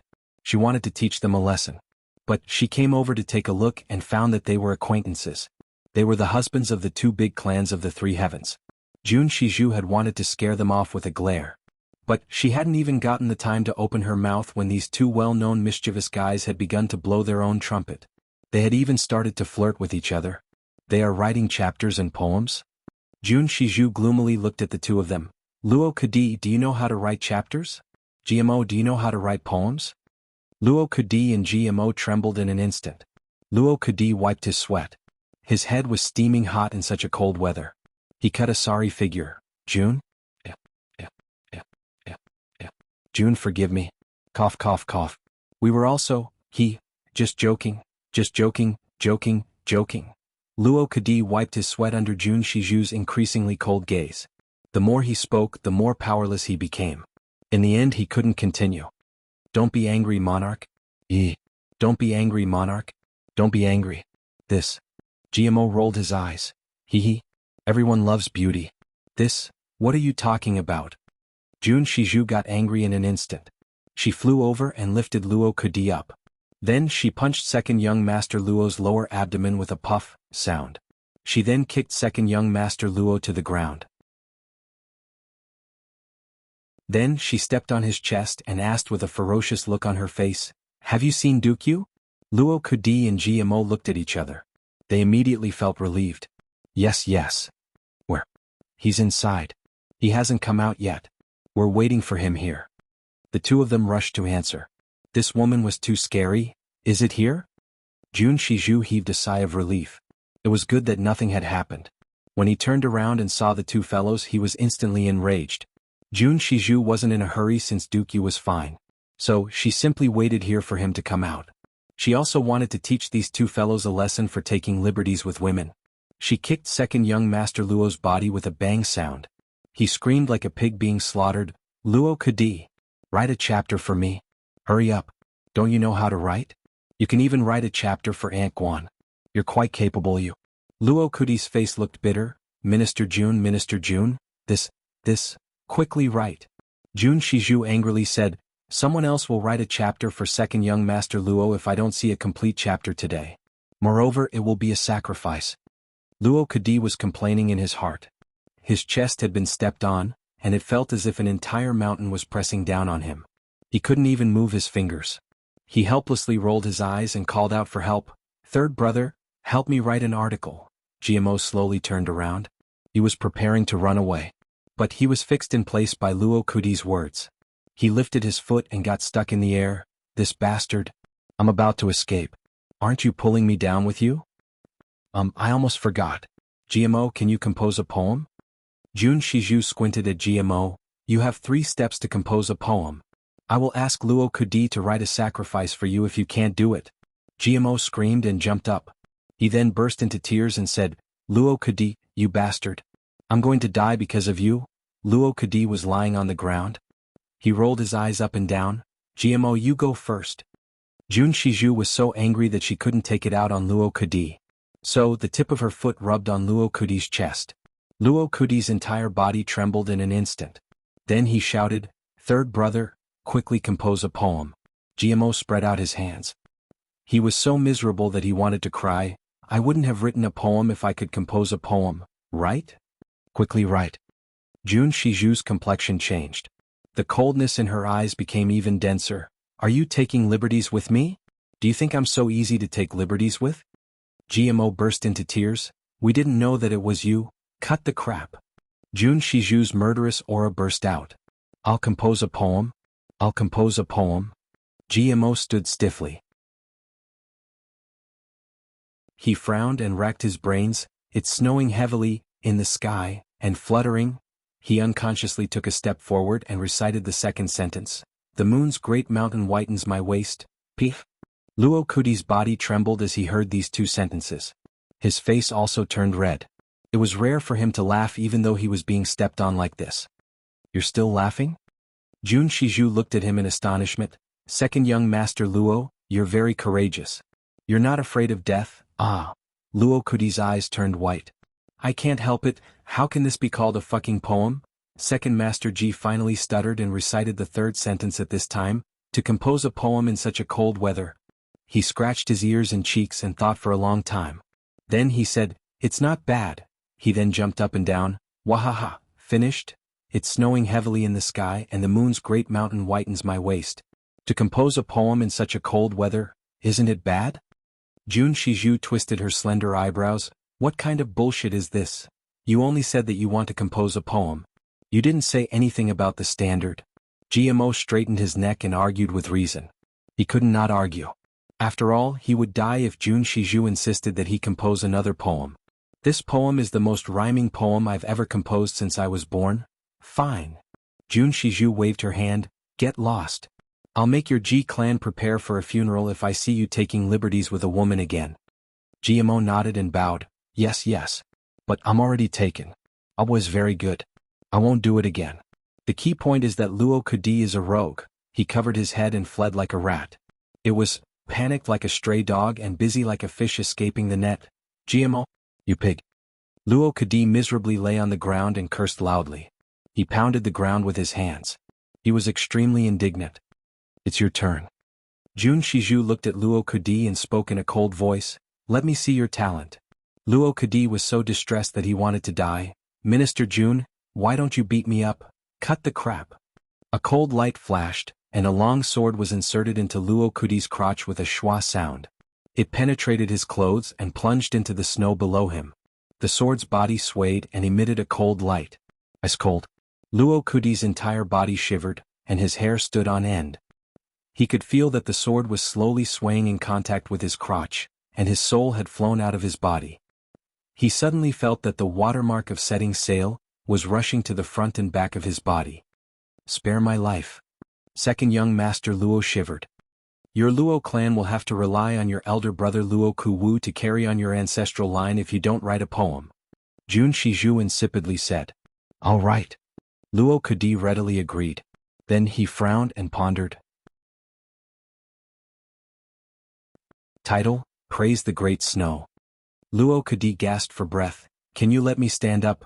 No. No. Praise the great snow.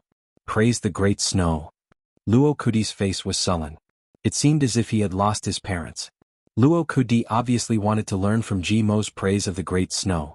In the cold winter, heavy snow swirls in the air. Snowflakes fall fiercely and the north wind blows fiercely. The weather is cold and the ground is frozen. It's infinitely sad. Second young master Luo's talent was really good. Is the cold winter in your clan during the moon? Jun Shizhu snorted. It's the moon now. It's so cold here. Isn't it the cold winter? Luo Kudi rolled his eyes and mumbled, I'm still naked in my clan at this time. Cut the crap. Continue. The weather is cold and the ground is frozen. It's infinitely sad. The most miserable person is none other than me. GMO is gone. That bad embryo. One day he'll pull out my tendons and smash my marrow. Second young master Luo's speech became more and more fluent. He rolled his eyes. Among all the women in the world, the most beautiful confinement matron. She's devastatingly beautiful. She's capable of causing the downfall of a nation. She's scared away at first sight. Unfortunately, she's married. She sighs. The white snow poured into her mouth along with the wind. Second young master Luo got emotional because of the scenery. So, he returned to the original topic. It's cold and piercing to the bone. It's not beautiful. I'm in the northern ice field. I'm in bad luck. I'll never go back if I can. Ha. Jun Shizhu was amused by him and laughed. She then kicked this guy and scolded him with a smile. Get lost. I'll kill you if I see you taking liberties with women again. Hey. Luo Kudi crawled up. He didn't look back and fled like a rat. His heart was thumping wildly. I finally escaped with my life. My mother, it was too close. Who would have thought that my setting sail mother would have experienced such a terrifying thing? That ice-cold sword was stuck to that part of my body. My brother would have run away from home if I hadn't been careful. How could I have ignored my second brother? He thought about it and thought about it. He was so scared that his lips had turned blue, and his face had turned white. But then he suddenly burst into laughter. Ignored my second brother? Gulao Air? I'm really talented. Awul, what did you say? Gu Du Xing appeared in front of him with a murderous look on his face. He happened to hear Luo Kudi's muttering. Luo Kudi's legs went soft. His mind was still in chaos. So he spoke without thinking, I was talking about my second brother. I can't ignore. Second brother Gu, I'll beat you to death, you bastard. Gu Du Xing and Dong Wushang had been called over by GMO as reinforcements. They had rushed here with anxious hearts. But they had seen this guy jumping around and mocking them. They had gotten angry when they heard these words. So, they had started to rain punches and kicks on him in a crazy manner. Luo Kadi was lying on the ground like a dried salted fish in less than a quarter of an hour. He was only exhaling and no longer breathing. A white light flashed at this time, and a big door suddenly appeared. Chuyang and Dukyu had finally walked out. Second update. I'm going out to practice driving. I'll take the road test tomorrow morning. It's the 10th time. I'll lose face if I don't take it. Cough cough, I'll lose face already. I'll have nothing to do this month after tomorrow's test. Even if I have to take the makeup test, it'll be next month. Ugh, I'm such a jinx. You're tuning in to the Han Li's Wuxia Adventures YouTube channel. We're so grateful for your support, and don't forget to subscribe to join us on this incredible journey through captivating stories. Your generosity through donations truly makes a world of difference, as it's the primary source of revenue that allows me to expand and enhance this channel for you. Thank you from the bottom of my heart for being a part of this adventure.